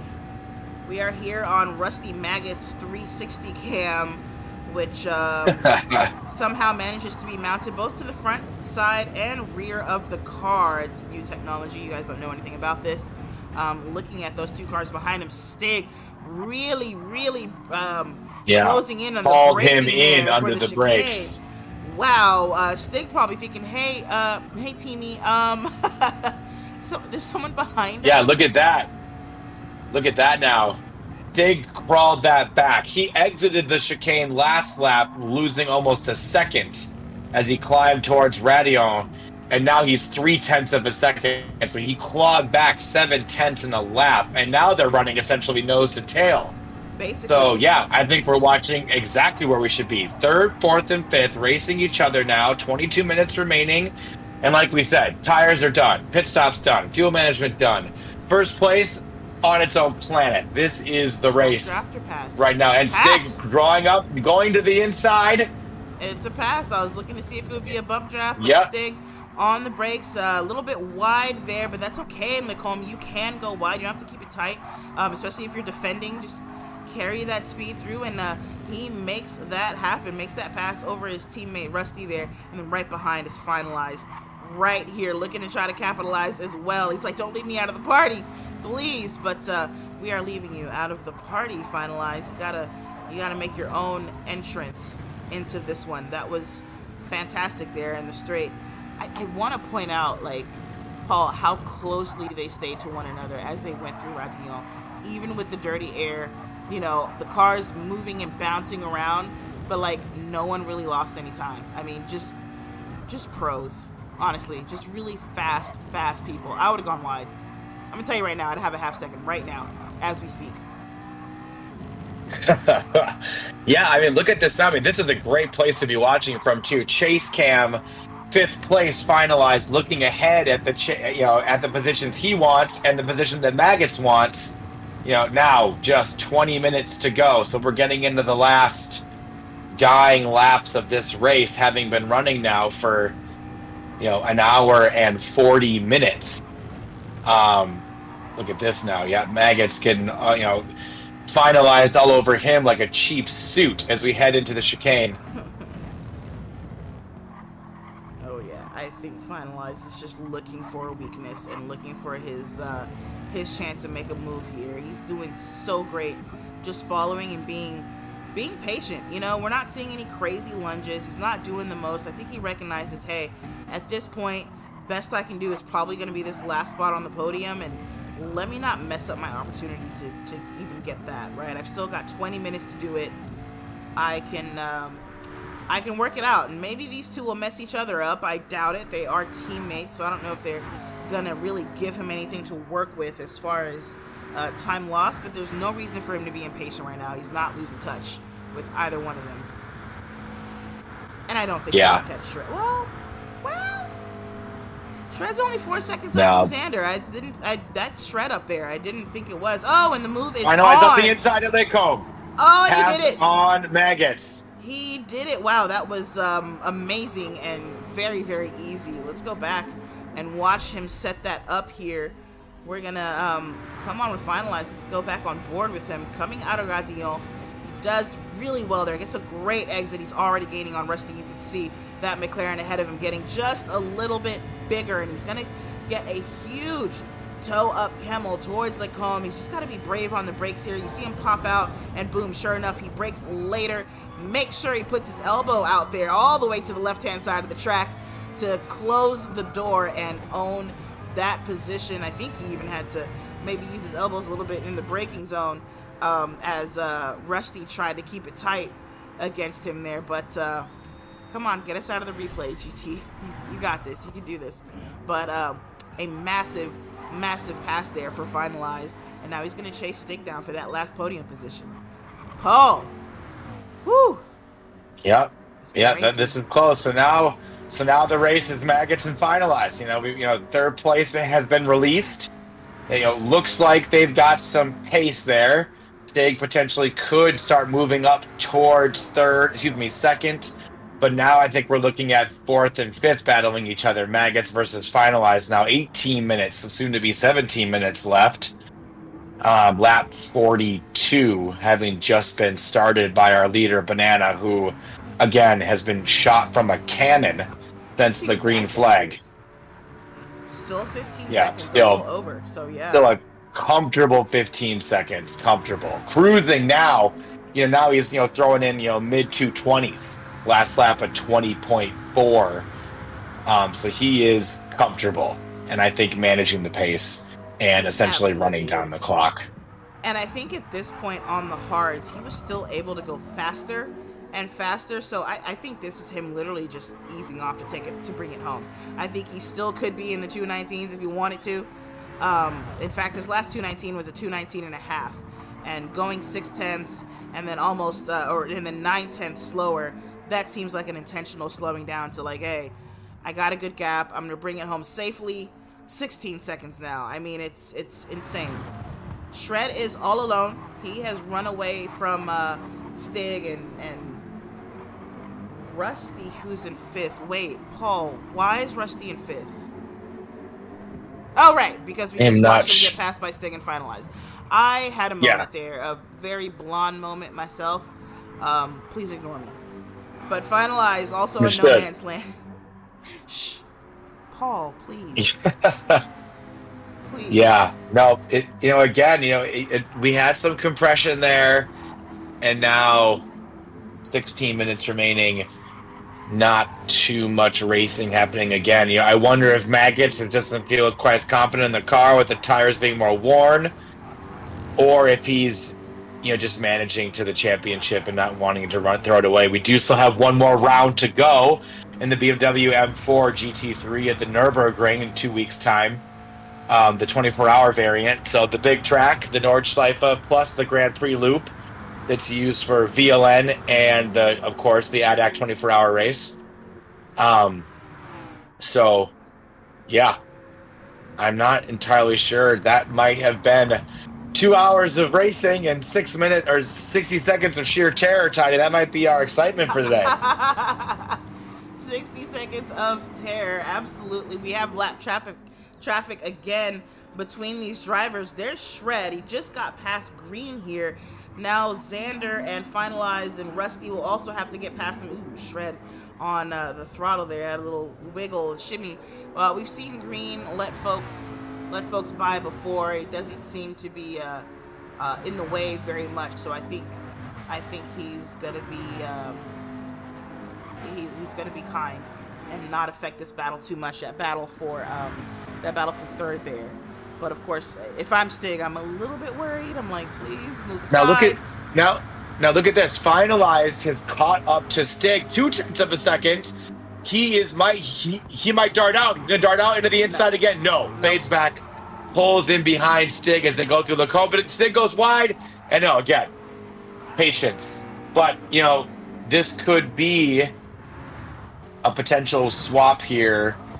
And especially as they come up on that lap traffic that we were just speaking about. Yep, it could be definitely worth taking the position. Shred is not that far up the road, so he probably sees him and is thinking, maybe I can go get my dude. They're both teammates, but, there's no such thing as teammates in the last 2 laps of any race, quite frankly. So if he can catch up to Shred in second place, I mean, it's all to play, right? Shred is second in the championship. Finalized is third. As it stands right now, Banana stands to gain 78 points. Shred will gain 76 just behind him. So he'll be, right now he's pretty far behind him in the championship. Banana has 673 points and Shred has 637. So he wants to gain as many points as possible, but his real opponent is his own teammate, Finalized. Finalized is only 3 points behind him in the championship with 634 points. So if things finish as they are, he will gain an additional 2 points over his teammate Finalized, which will help. It should matter. But of course, right now he'll gain an additional 4 points over Finalized. Finalized will want to get in front of Stig to limit that to just 2 points and maybe even catch up to Shred and gain 2 points on him rather than losing. So championship, what's the word I'm looking for? Implications, thank you. Championships implications are to play here in the last 13 minutes of the race. Oh, my throat hurts, Paul. My throat hurts. It's funny that you say you can never imagine that we'll find 2 hours worth of stuff to say in these races, but somehow we do. We do. Somehow we do. I don't really know how that happens yet, but we do. We somehow. Fair. Yeah, we have a lot to talk about. We love this. Big separation between Nuke and Hovercraft, who were running together for a very long time after the pit stops. Nuke with 2.6 seconds over Hovercraft, so he's kind of left his his teammate out there. I do see that on lap 39, Hover had a 2:23, so seems like a bad lap there for him, and then a 2:22 just a lap ago, so he's not having a good time on these worn mediums, and he has damage on the front of that car, front splitter damage. So it makes sense that Again, he lost a bit of time. he's had front splitter damage damn near the whole race. He had that before the pit stop. Oh my gosh, you're right. Do you think he never fixed it? I don't remember if he. I believe he did. I think I looked for that when he was when we were cycling through mid race after the pit stop rotation. It was fixed. But yeah, he's had a damaged splitter for the entire afternoon. Essentially, 11 minutes now, coming up on 10 minutes to go. Lap 46, we're working, and we're getting into the dying moments of the race. J-Set and RW Green well over a lap down now, 3 minutes off the leader for J-Set with a 1 second penalty that he's about to serve right now. As I say that, and that penalty has been served as he reaccelerates towards Blanchimont.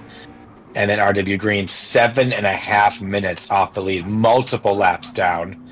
A tough day for RW Green. It'll be interesting to see if he pops into the Discord and shares his terrors and horrors of a seemingly endless afternoon at Spa-Francorchamps for him. He had a 5 minute and 40. He had a 5 minute and 47-second lap on lap 39. Not sure what happened there. That's a pit stop and a coffee stop. I'm not sure what that could have been. Me neither. I cannot explain that. That's huge. Yeah.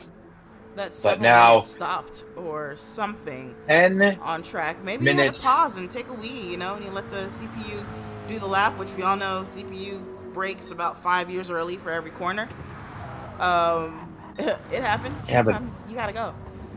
Looking at our leader here, he is still pulling out more of a gap over Shred. Yeah, he is flirting with that ever tempting 16-second lead. Entirely unnecessary at this point. He has the fastest lap. He's led every lap. Well, aside of the pit stop rotations, led every lap on Strat. And, it looks to be set to haul in another 78 points as we head to the final round of the championship later on this month.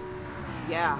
But how are Shred and Xander? Are they close still?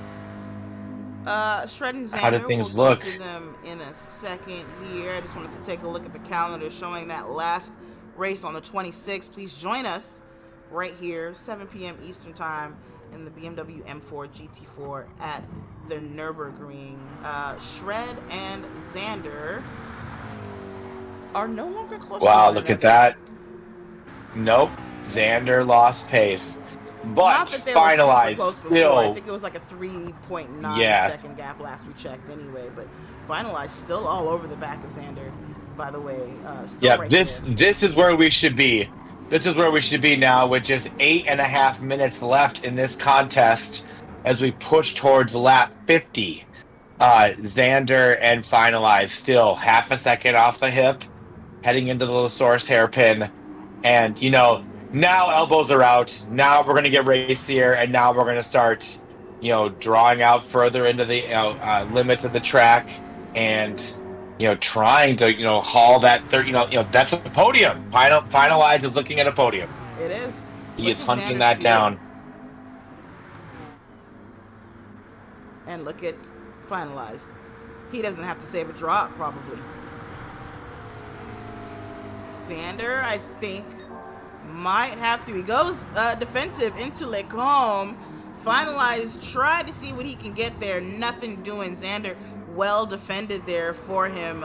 Just basically sticking to the middle of the track there because he knows Finalized is going to try it. He's seen Finalized take the lunge there against his teammate Rusty, who you can see in the background. And he tried it on him a couple laps ago. Maybe even the last lap, but we missed it. So Xander preemptively going defensive there. Holds the position, but he is officially fighting to keep this third place. With is that going to be a penalty for? Now, could that be a penalty for Stick? He looked real wide exiting Speaker's car. No, I think he's gotten away with it. Wow, that was close. Okay. It was super close. It was. Man, it's a long time to fight. 7 minutes, Paul. 7 minutes to try to hold on to a position. And always the old adage in motorsport, much easier to chase than to lead. So is. finalized in the more comfortable position. Surely he's got the slip into the toe of Kemmel Straight. Now exiting Stavelo as they march towards the chicane, and Blanchimont, the left-hander that's so fast. And, again, an endless amount of pressure on Xander as he now 0.2 of a second inside, 0.3 of a second back. Could we see finalized lunge here at the chicane? No. I think he's going to fade back in. Yes, he patience the better part of valor as they go into the chicane and about to start another lap, working lap 48 for them, with now just 6 minutes remaining. At 2 minutes and 20 seconds a lap, we got about 3-4 laps left. Yep. And, again, a big wiggle for both of them, exiting the La Source hairpin.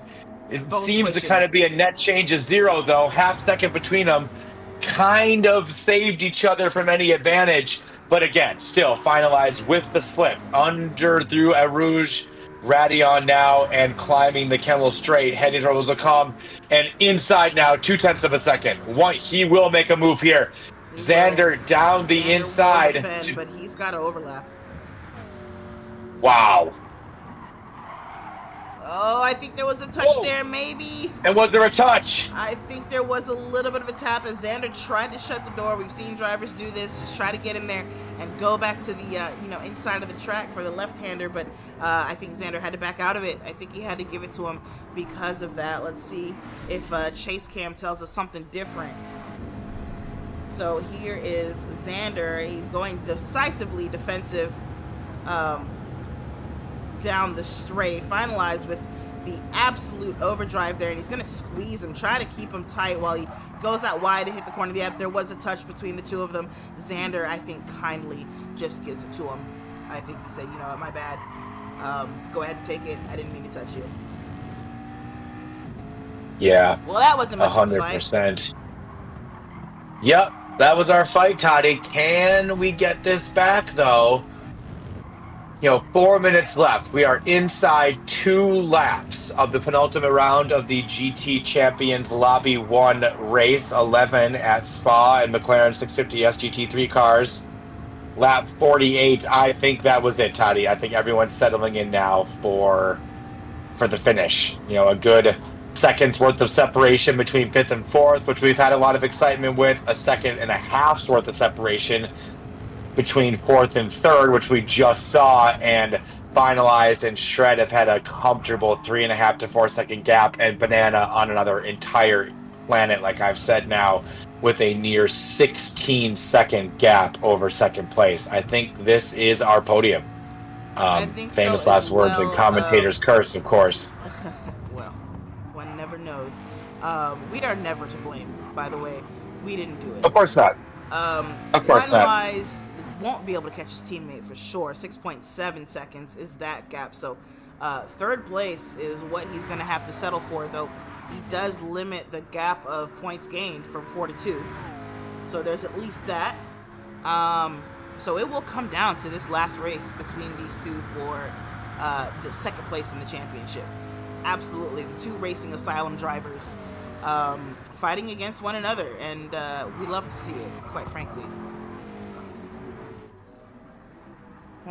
Missing from this race notoriously, out of all of the top 10 drivers, we're missing the Truth. He's in 6th in the championship, but didn't make this race. I'll put this overlay back up for everyone there.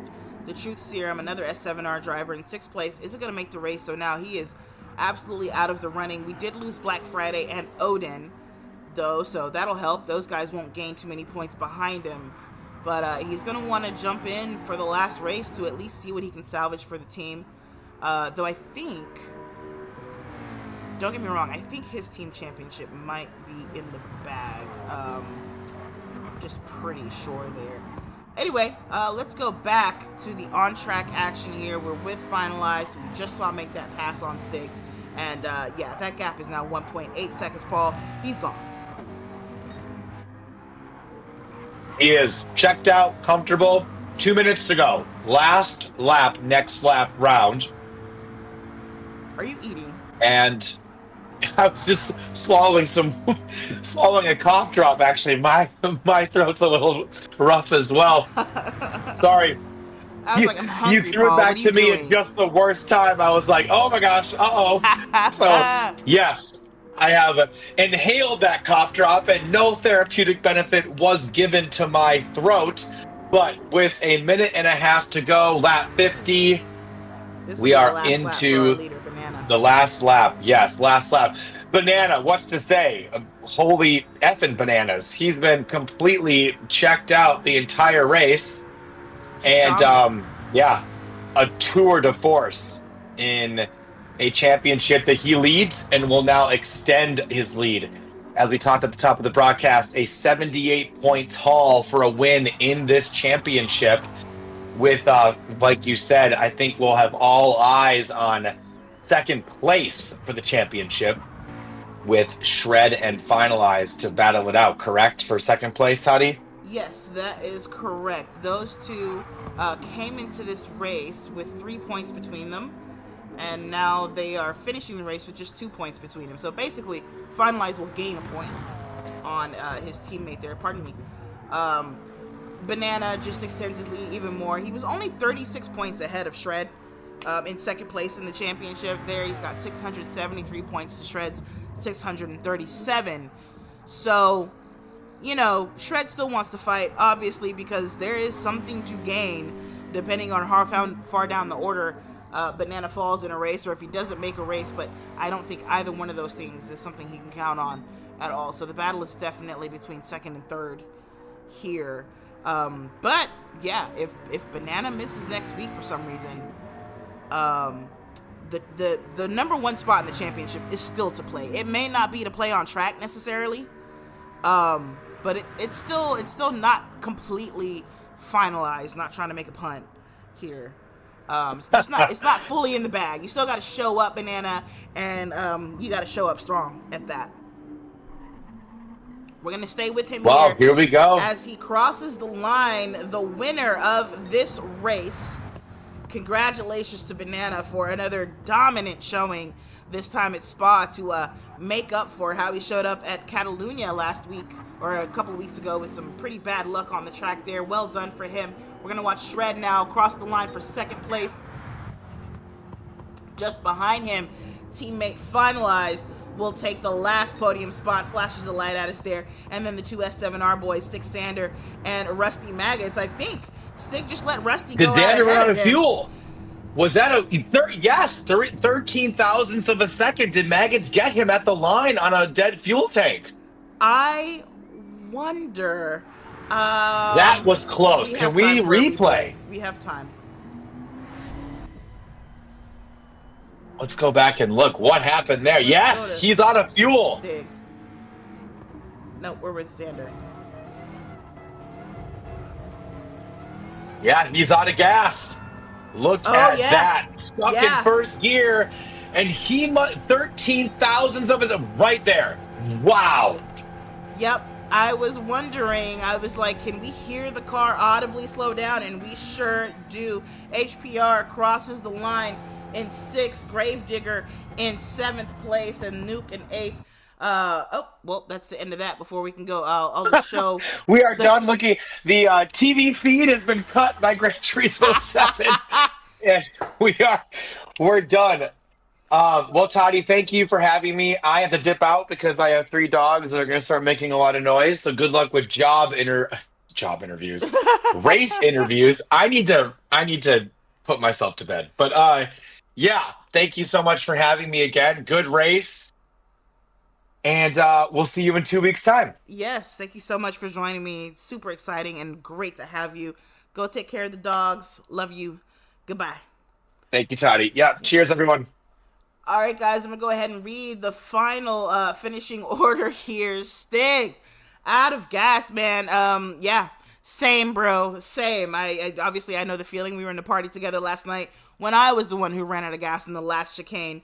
The irony there. But Banana with a 2 hour 31.176 second time in this race takes first place. Shred will come in behind him in second. Finalize, the two Racing Asylum boys side by side coming in at third. Rusty Maggots will take fourth over Stig after Stig ran out of fuel. So Rusty takes fourth place, Stig fifth. HPR came in sixth place, Gravedigger in seventh, S7R Nuke in eighth place there. And then in ninth, we've got S7R Hovercraft, TTJ Set in 10th, RWB Green in 11th, and of course, Black Friday and Odin did not finish the race, unfortunately, there. But big race at Spa. Big guys really taking the opportunity to shore up their championships and shore up their championship points.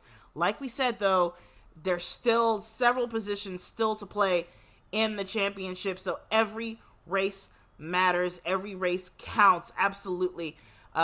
Final race is in 2 weeks on the 26th. You can see that at the bottom of the screen here. April 26th will be in the GT4 Machinery at the BMW GT4 at one of my favorite tracks, the Nürburgring 24 Hour. I am going to go away for a second and get into the interview lobby with our podium winners there, and just see if we can ask them a few questions for you. Stay here, stay tight. I'll be right back.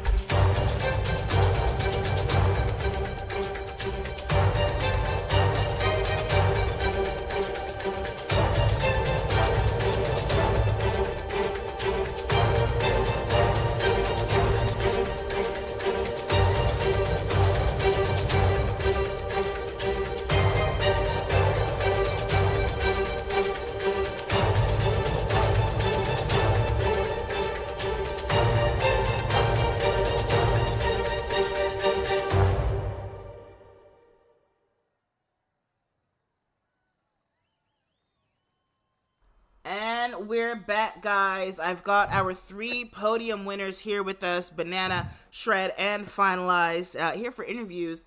We're going to start with Finalized. Third place, which you gained, I think, in the last couple of laps there. You had to claw your way back up several positions after the pit stops. What happened? You took a lot of fuel. Was it too much fuel? It was a little bit by a few laps, but knowing that 70% of fuel lasts about 50 minutes, and we were pitting like with more time than that, so I figured I'd fuel a bit more and then run the car ragged to the end. I saw that. You did seem to be running it pretty ragged. I watched you, hold fifth gear going into the chicane instead of upshifting, even though you had a slipstream. So I was like, oh yeah, he's very confident in his fuel numbers there, and I guess that worked out for you because you were able to climb from 5th to 3rd place. Congratulations. Thanks. Yeah, Stig and Rusty did not make it easy for me. I think Rusty at one point was trying to pull Stig along to not let me gain, but I think that didn't work out too well, obviously. Yeah, it did take you a while. They didn't make it easy at all. Eventually you did get it, like you said, but they did a fantastic job of holding you off. So congratulations to those two. Definitely gave a good fight, but you pulled it off. Way to go. Yeah, thanks. That was for Spider, by the way. Yeah, good job for Spider. Everything here that we're doing tonight is for Spider. Of course, if you're late to the broadcast, Spider was a great friend to many of us here. Definitely a friend to the championship who passed the other night doing what he loves. So thank you for recalling his memory, and we appreciate you. It's finalized. All right, down to your teammate, Shred. Shred, second place for you. You also had to do some fighting. Now, you started in fourth place, but did you ever fall below fourth? I was trying to remember. I fell to fifth. Okay. No, I got a bad start off the formation lap, so I already was up against it, and then I just kept getting penalties and what have you. So yeah, definitely some fighting in the first stint. But Got it. Yeah. Yeah, well, you got through them very quickly. I mean, I watched you making your passes. You did get stuck behind a couple of drivers for a little bit, but eventually were able to make your way around. And certainly by the time you pitted, I believe, was it you who went for the undercut? No, it was Rusty who went for the undercut, wasn't it? Yeah. Got it. He went in a lap earlier. Yeah. You went in a lap early. Got it. But you came out in second place and held on to it, started pulling away from the guys behind you, but just couldn't reel Banana in. I mean, what is going through your head while you fought your way up to second place? You finally think, okay, now I can try to catch the leader, and it's just not happening. What is your strat? Are you just good with second, or do you keep fighting, trying to get up to first? I thought I was gonna gain a little bit by putting in less fuel, and then I actually put in a little too much and didn't gain in the pit stop cycle because Banana also went in a lap earlier than me. But I got lucky because Rusty had a penalty, even though he ended up in front of me. He got a penalty. Yes, he did. So once I did drove away, he was what 12 seconds up the road, and he was still pulling away. So I didn't have that first 5 lap pace to run. He was running 18s, I think, and I did not have it in the tank to do 18s, so I just took it home from there. That's right. Well, you did a great job taking it home. Like I said, great job battling your way up from 5th to get deep into the podium. You've gained a lot of points for your team. You have just a couple points here over your teammate finalized, I think. So it's all to play next week. Honestly, you guys ready for this battle? Yeah, I'm taking him out in turn 1, so he can't get any points on me in the last round, and then we're gonna. I feel like honestly that is the best strat, personally. So yeah. He doesn't want to admit that he's afraid of me because go back a year, he would lap me. Now I'm fighting with him. He's scared. Wow. I'm gonna try and. Well, I'm gonna try and get Banana too, so at least Final can keep company with him as well. I'll bowling ball both of you, and then we'll. Nice. Well, I definitely can't wait to see the race in a couple of weeks here because you two have, I think, the closest gap, at least in the top 10 for the championship. So we will be keeping an eye on the two of you, and if it goes down in turn 1, it goes down. But wow, finalize making a point there. I'm fighting with you now when you used to lap me. That is huge. The next track would be in the Green Hill. It's anybody's game at that one. Nice. Yeah, that's true. The Nürburgring, whew, I love that track so much. Well, thank you to the two of you. Thank you, Shred, of course. Banana, winner, dominator. What can I say about your race? I mean, from the very beginning, you controlled it. You had pole position. You got your fastest lap. You kept running away, even down to the last lap. You were still pulling off a gap. Why are you so good at this track? Oh, like I had a couple of buddies that wanted me to grind up their account, right? Ah.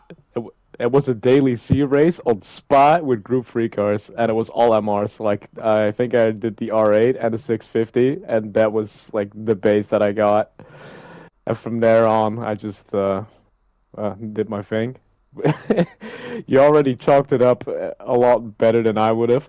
Like, I would have said it was, well, uneventful. But hey, that's just how it is. Well, I mean, you were you basically hot lapped the whole race, so I know what you mean. But I mean, you kept it consistent, a level of consistency at Spa, which is not easy to obtain. But I can see why you got plenty of practice grinding up your buddies' accounts that nobody tell Kaz, okay? No, literally nobody tell Kaz that is happening. That is not a thing that we do. We do not grind accounts for friends. What Banana means here is that he showed them practice laps. Many I helped them out. Practice laps. I went to their house and I coached them like that. Yeah, exactly. Yeah, that's what happened. Yeah. Actually, fun fact, Banana's actually religious, so that's like the double flex over there, you know. So he's not grinding accounts, and he's also religious. I'm just saying, everything's going well for Banana. Nothing's happening here. Nothing to see here. Praying up the Nothing DR. to see here. What? Yeah, that is too funny. What was I gonna ask you? So next race, you gotta bring it home. I think if you're anywhere in like the top 10, probably you're fine. I haven't done the math on that, but I think you are. Any chance you won't make the race and hand it to Shred? Depends how much he's willing to pay your boy. How much he's willing to what? Pay your boy. Pay your boy. Shred, you heard it here. If you open up your wallet, load up that Cash App, you might win a championship. It might be close enough. I might be able to jump in there too. I'm just gonna pay Cash to perma-ban Banana's account. I think that's easier than Nice. Banana.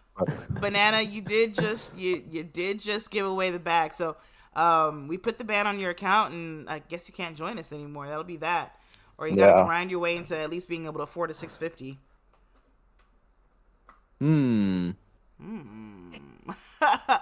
Thank you to the three of you for putting on a great race for us again tonight. I can't wait to see y'all in a couple of weeks. Any last words from any of you? I'm sorry? Any last words from you, Banana? I think you just said it. I think you just said it. I'm sorry. Making it uneventful, he's sorry. I'm sorry. Shred, what about you? If you miss a race, Banana, okay, let's think about this for a second, okay? Say you missed the race. Just bear with me for a second. Say you missed the race, okay? And we get, 60 points, something for winning. You're in the fight in the championship. Do you understand what the viewership of a GT Champions YouTube channel would do? Okay? 200% viewership increase right there. Makes it easier for Tati, because she's going to be screaming over there for 2 hours. Our sponsors have just messaged me on the side, and they said, yeah, they want that. So, Banana, you're out. I'm just saying. That's all pointing in that direction. Corporate has spoken. Finalized, like I said, you are still in it. Your teammate just said he's going to put you in the wall at turn 1. You clapped back hard. How good are you at the Nordschleife? I'm getting better at it. I've been practicing for a different league on there, but in a Group 3 car, so I got to try with a Group 4. Well, it should be easier in a Group 4 for sure, so I think you're going to be just fine.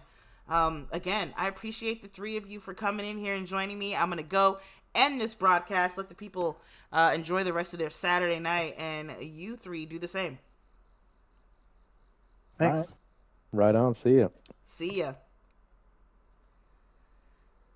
All right, guys.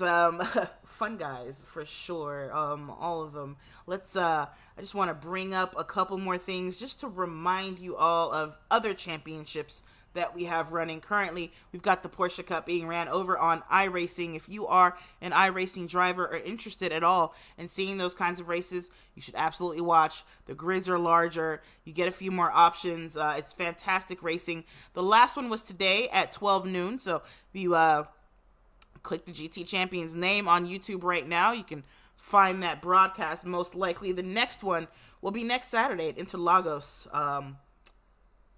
on April 12th there, 12 noon Eastern time for that championship. The MX5 Cup still going on. We've got one last round left on April 25th at the Daytona Road Course. This should be a lot of fun. Hopefully we don't recreate the MX5 race that happened, the Spec Miata race that happened there in January, actually. They had the big one before turn one. That was definitely fun. Finally, we've got a new series coming to GT Champions, the PC Systems Time Attack. This is a 4-round, 4-month time attack league where basically drivers get on track alone, hit 2 fast laps to hit the fastest lap they absolutely can, using up every last bit of juice out of that car, every last bit of track. They will be broadcasted here on GT Champions as well, but you should go to gtchampions.com to learn more and sign up for it. Signing up for any of these championships and winning the championship gets you one of these, a GT Champions winner's coin. They are numbered, so your coin will be unique to you, gold-plated, and only champions can have one. So go be one, get to practicing, make it happen. GT Champions World Cup is brought to you by PC Systems. You can check them out at pcsystems.com. They're here for all your help desk and IT needs. They also do testing as a service. They have a few services that I'm probably missing, so definitely go to pcsystems.com to check them out. Finally, our title sponsor, Origin Micro, who's been with us since round 1 here. Origin Micro will get you geared up, all of your IT items that you need, all of your home office items that you need, and probably just some personal stuff. They've got computers, they've got the things. You need a switch, a splitter, holler at them. Sales at originmicro.com for assistance, especially for larger orders. Originmicro.com for anything else. I have been your host, Tatiana. Can't wait to see you guys next week. 2 weeks from now, rather. Yeah, last race of the season. Let's get it done. You all have a great night. Welcome to Origin Micro, your go-to e-commerce superstore for IT hardware and consumer electronics. With over 2 decades of experience, we've earned a reputation for delivering superior customer service and offering top industry brands at competitive prices. We provide a wide range of products from various manufacturers. From notebooks and desktops to networking equipment and VoIP devices, we've got you covered. Our fully stocked warehouse ensures that you'll find the products you need when you need them. And with our expert team always ready to offer personalized support, you can trust Origin Micro for all your IT needs. Origin Micro, your IT e-commerce superstore, serious deals, superior service.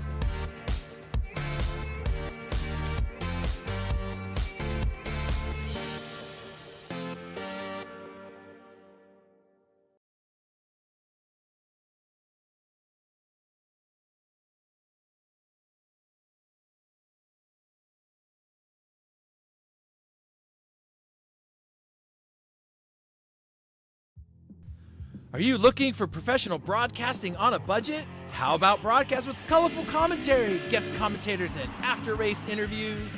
Do your league branding and social media graphics need a facelift? Custom results and series graphics looking like a 5th grader did them? Event organization taking up way too much of your time? Engage GTC TV and let us help you show the world your events.